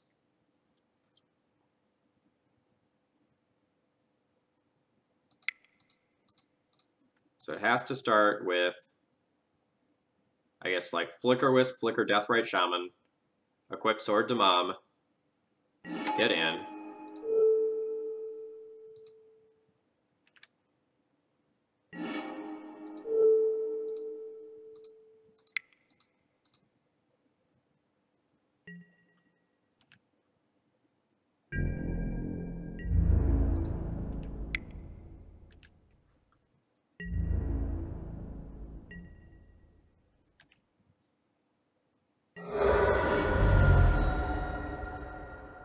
So I have to draw. I don't know what.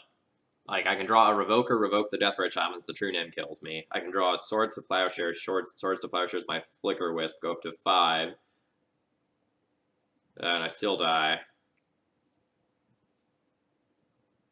I guess I'll still shoot a Deathrite Shaman.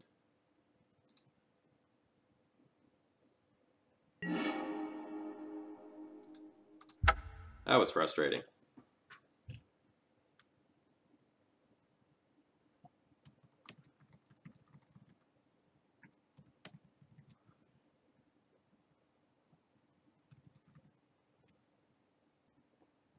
So, yet again, there's a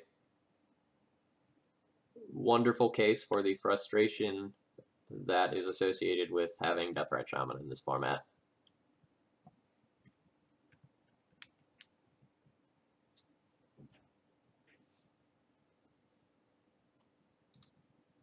Alright, that's enough of that. I'm going to take a shower and head out to lunch.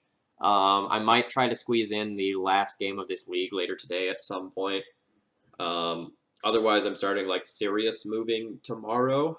So, like, my desk, my computer, and all that stuff is going to get packed up between later tonight and tomorrow morning. And I'll spend tomorrow and Saturday doing most of my heavy moving.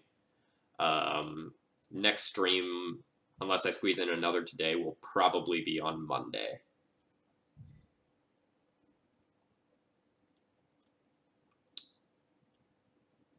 So Deathrite Shaman is legal because it doesn't look like it does too much for Legacy standards for anyone who doesn't play a ton of Legacy.